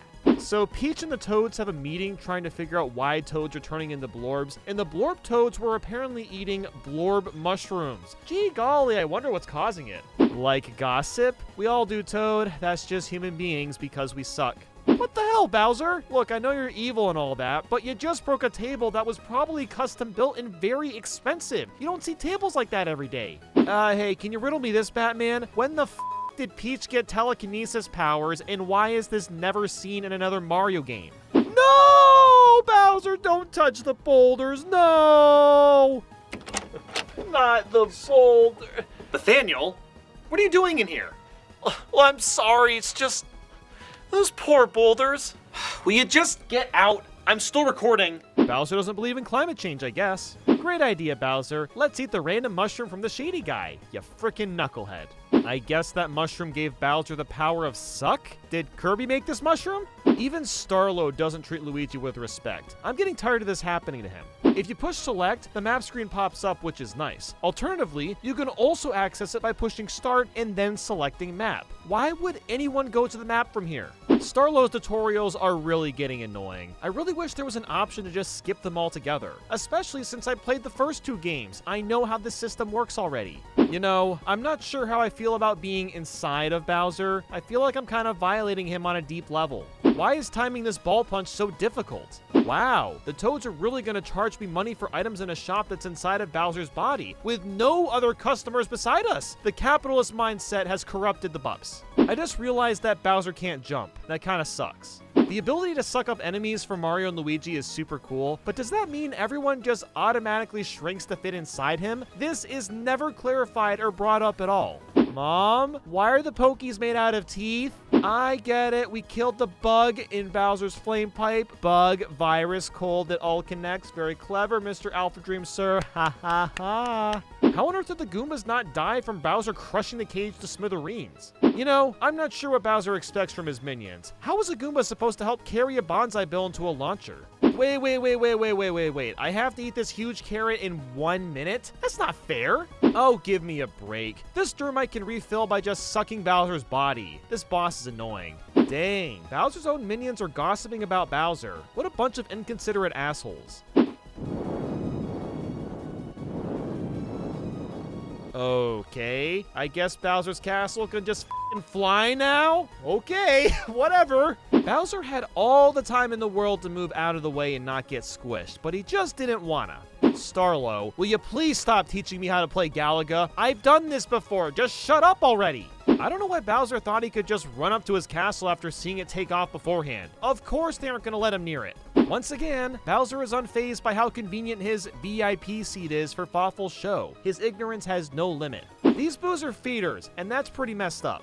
Why do the Choombas take like 10 seconds to attack? Like, could you possibly back up any slower? I'm no doctor, but even I know that squishing some muscles doesn't enhance them. Oh, what the hell? Now I get the map permanently on the other screen? Why can't it be like this the whole time, or at least have the option to swap screens? What's the point of hunting for these action puzzle pieces if I'm just gonna grab them all in this one spot? Fawful, I think just 1 or 2 of those walls is enough.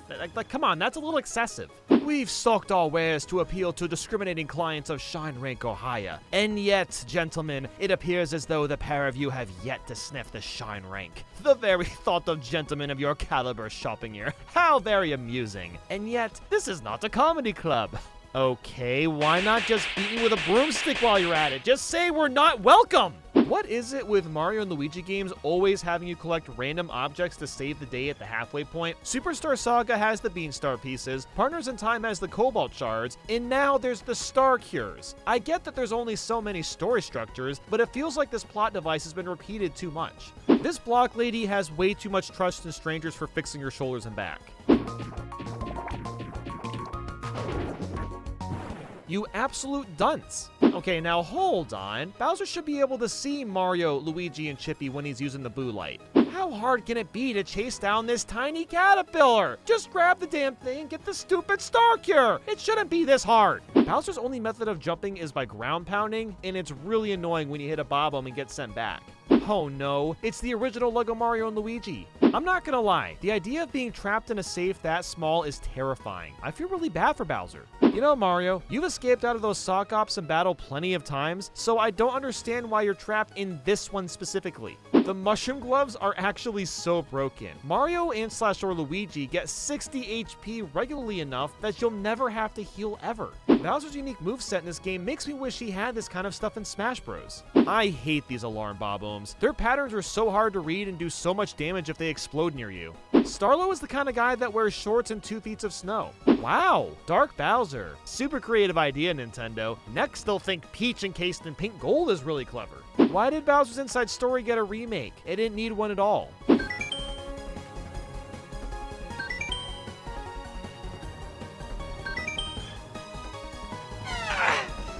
Hang on. Are you chumps talking to me? I don't know how. Oh my god.